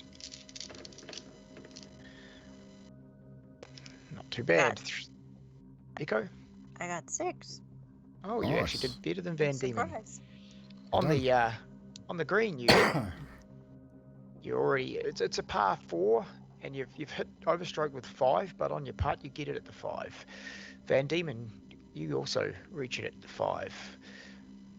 Just missed that first putt. You were ahead of her by 1 stroke, but just missed that first putt just slightly, and you had to sort of tap it to get it in the hole. It's unusual for you to miss such a close shot. And with that, if there's nothing more to be said, Van Diemen steps back, takes a bow, and this swirling mass of roaches comes up, sort of climbs up his legs, over his torso, around his arms, neck, head area. He deeply bows, and then they just all drop away, and he's gone from sight completely. As that happens, Jackson just put a hand on Pip's shoulder and just give it a bit of a squeeze just to bolster his resolve just a little bit. as this all happens.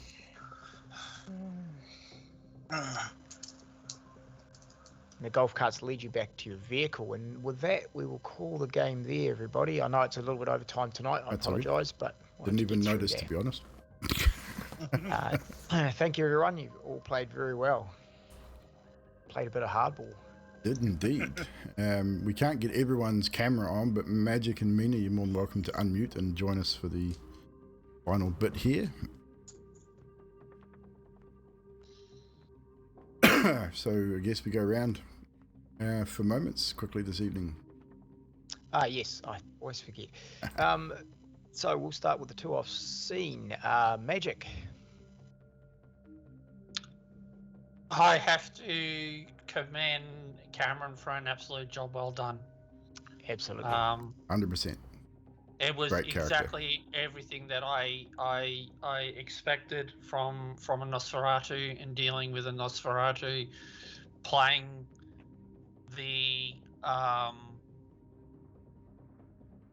while the Prince and Van Diemen don't have direct history, there's working in the same circles, we understand how each other works. So to bounce off that as the golf games was going on, that was my highlight. Yeah, good. And just so you all know, Roast and Chicken didn't have much to go on. I gave him a bit of a tidbit sheet and said, wing it as best you can. And he said, yep, cool. And I said, just play the character how you see fit. And I gave him the character sheet. He read over it, and yeah, well played, Cam. Mina. I kind of liked a couple of things. I liked how old world Van Diemen was, especially considering the time period that the three of them together would have been in. I like how they were all like very respectful, and she's doing the whole, no, I'm a female. I need to step back because that's her the thing. I also liked it when I asked the question. Mind you, I completely forgot what I was going to ask, so my brain went woof. But when I asked the question, I kind of had something behind it, and I got my answer. But he's like, sorry, was there a question behind that? And there was, and I got my answer. Very good. And Zane. Well done to Cam again. Awesome job. Any character he plays, he does an awesome job. But Pip and his one-liner drops. Love him. Just love him. It's true. Pip's always manages to squeeze some notational funny in there, eh? Van Diemen, Roast and Chicken. I will say what was really kind of cool to me to bounce off was exactly what Magic was saying, like having that. I mean, yes, we would have dealt before, but having to be able to bounce off the fact that, well, we would have some shared history. You know what I can give you, I know what you can give me, sort of thing, as opposed to then seeing the complete opposite with these hounds coming in, having not dealt with me before, then having to play a hardball. And then I'm sitting there going, fuck, like I'm like, oh, what do I give or not give, sort of thing. So it was really cool to see the, like, just how the two, I don't know, it was an interesting moment where I got a complete, like, older version of someone who's been around for quite a number of years in terms of immortality, vampirism, to just completely new hounds trying to deal with, I don't know, it was cool, just cool moment. Really. Yeah, it was that polar opposite. I agree. It was well played on both sides. Exactly that. The rapport of the two older vampires, and then the younger, even though it's still around a while, the younger vampires dealing with someone they haven't dealt with before. It was very polar opposite. Jackson. I'll say much the same thing. The initial interaction between the Prince and Van Diemen, that mutual respect for kindred that have been involved in Melbourne for as long as they have, or in Australia as long as they have, and obviously with past dealings, the Prince has learnt how to deal with Van Diemen on his level, and therefore affords that mutual respect, which I purposely didn't want to do, because Jackson's a hothead. B, he hadn't dealt with this dude before, and I wanted to sort of put that out there, and again, Cam, you handled that so well, just the back and forth. Obviously, not reading the note that the prince had given you sort of threw you off right at the start, considering half the information you gave us you already had. But then again, you had Echo and Aaron sort of piping in where they needed to as well, sort of bringing Jackson to that point. It's okay, well, maybe I'm not the right person to be making this conversation. So he sort of took himself out of it for a second. He was getting sort of his heat was rising a little bit, and he didn't screw shit up. So that's why he sort of stepped back. Yeah, good stuff. And Aaron. My moment was when like Cam's sitting there and he's telling us this information, and we go, yeah, we know that. Yeah, we know that. You're meant to be an information broker, and you're giving us information we already know. What type of information broker are you? Come on, give us something good. Oh, the Archpriest. Okay, yeah, we kind of knew that. Yeah. Anything else? In Cam's defense, I gave him the information, knowing what you knew and knowing what you didn't. My thoughts on it was that Van Diemen didn't know what you knew, so he's giving. And it kind of made sense. That's the thing. Like you could also play it that the character was testing us. This is what I know. This is what I know. Yeah, what do you know? Kind of thing. It's like, I know that you know this, so that's also a point of, wait a minute, how does he know what we know?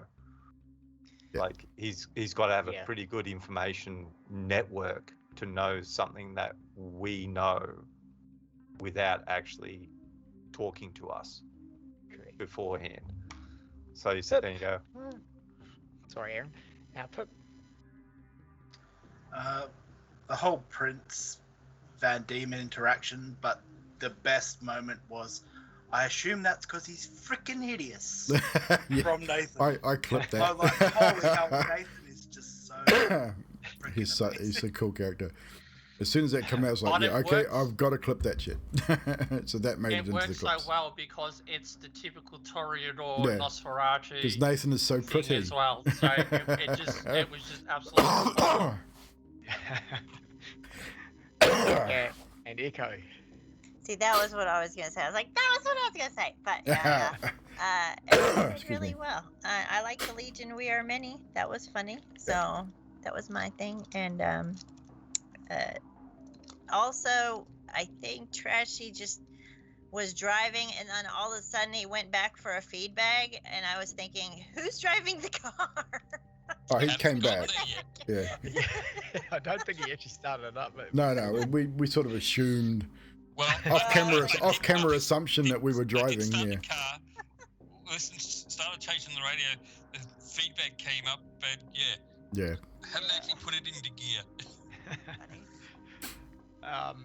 Excellent. So, and I'm much the same. Look, I really enjoyed the back and forth between Mina, Magic, and Roast and Chicken.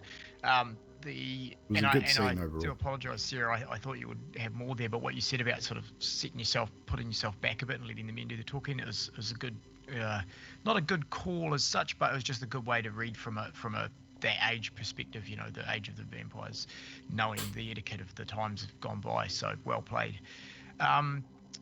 Pip's continuous poems. Aaron, we go straight to the 19th hole. Normally don't play golf. But the standout for me had to be Roast and Chicken's. I didn't know how he was going to get out of the conversation, basically, when he was talking about Jackson's sort of saying, hey, why don't you go get this piece of artifact? You've got the subtle blah, blah, blah to do it. And I'm thinking, shit, righto, Roasting, what do you got here? And he just pulls out this, sometimes you need a needle to stitch the wound, and other times you need a sword to hack off the arm. And I was like, fuck, that's a good answer. Hell yeah, that was a good return. I was actually waiting for Zay to show up his stub. I was kind of too with that remark, but no, it was really, that was awesome retort, 100%. It made sense.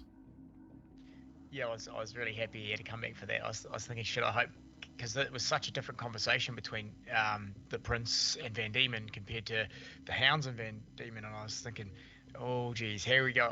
I personally, I think I would have been deer in the headlights for a few seconds. I don't think I would have been as quick. So, well done, team. Everyone did well. Can I just say one thing for those who want to know about the little poem that I said to Van Diemen? It is actually a real thing. It is actually from a stanza from The Female Transport, which was written around about the time the convicts were in Tasmania. Oh, cool. Sweet. Yeah, and I recognized it because we've just done a trip that actually had that quote come out, and I'm sitting there smiling the whole time he's saying it. Like, I know that quote. I know it. So yeah, it's one of those. It was basically it was where it was just the most severe and soul-destroying punishment to be sent to Tasmania. Yeah. For that time period. Very cool. It still is. I apologise, everybody. I have to go. I've got to get up early. So. No worries, dude. Thank you, everyone. We're definitely going to call it there, guys. We're going to raid Oz Defro. Thanks to the storyteller for telling our story and guiding us in our journey through the Vampire Masquerade Blood and Belief. Again, thank you to our players this evening and the extra players, Roastin' Chicken, Mina, and Magic the Gamer. Cheers, guys, for being a part of this and continuing to tell our story. Obviously, our existing players, Mr. Trashman, Sadiq, Yanti, and Grim, and of course me, because I'm here. Don't forget, tomorrow night, guys, about 7:30ish. Oh no, we're going to be later, isn't it, Cam? Because you're going to be about 9 o'clock your time, yeah? So, no, 7. 7 your time, so 9 o'clock our time. So 9 o'clock New Zealand Standard Time tomorrow night. Yanti, myself, and Roast and Chicken are going to be doing some Phasmophobia. That's good. Gives me all day to organise a extra microphone. So we'll be doing that for a couple of 3 hours, depending on how it sort of goes, and depending on Roasted's heart and Yanti's heart condition, how they deal with the Phasmophobia. But we'll definitely playing that tomorrow night. So come and hang out with us. I'll be chucking up a rare drop link if you want to watch from multiple perspectives. Otherwise, hang out with your favourite streamer. We're all the same community, so it doesn't really matter. And then back here on Wednesday for more Curse of Strahd. Obviously Friday for Stormlord's Wrath on Yanti's channel. And then back here again next Sunday for some more Vampire Masquerade. Until then, guys, have a great evening. Thank you so much for the subs, the follows, the bits, all the bits and pieces. Appreciate you guys a lot. Thanks for hanging out with us. And we will see you tomorrow night.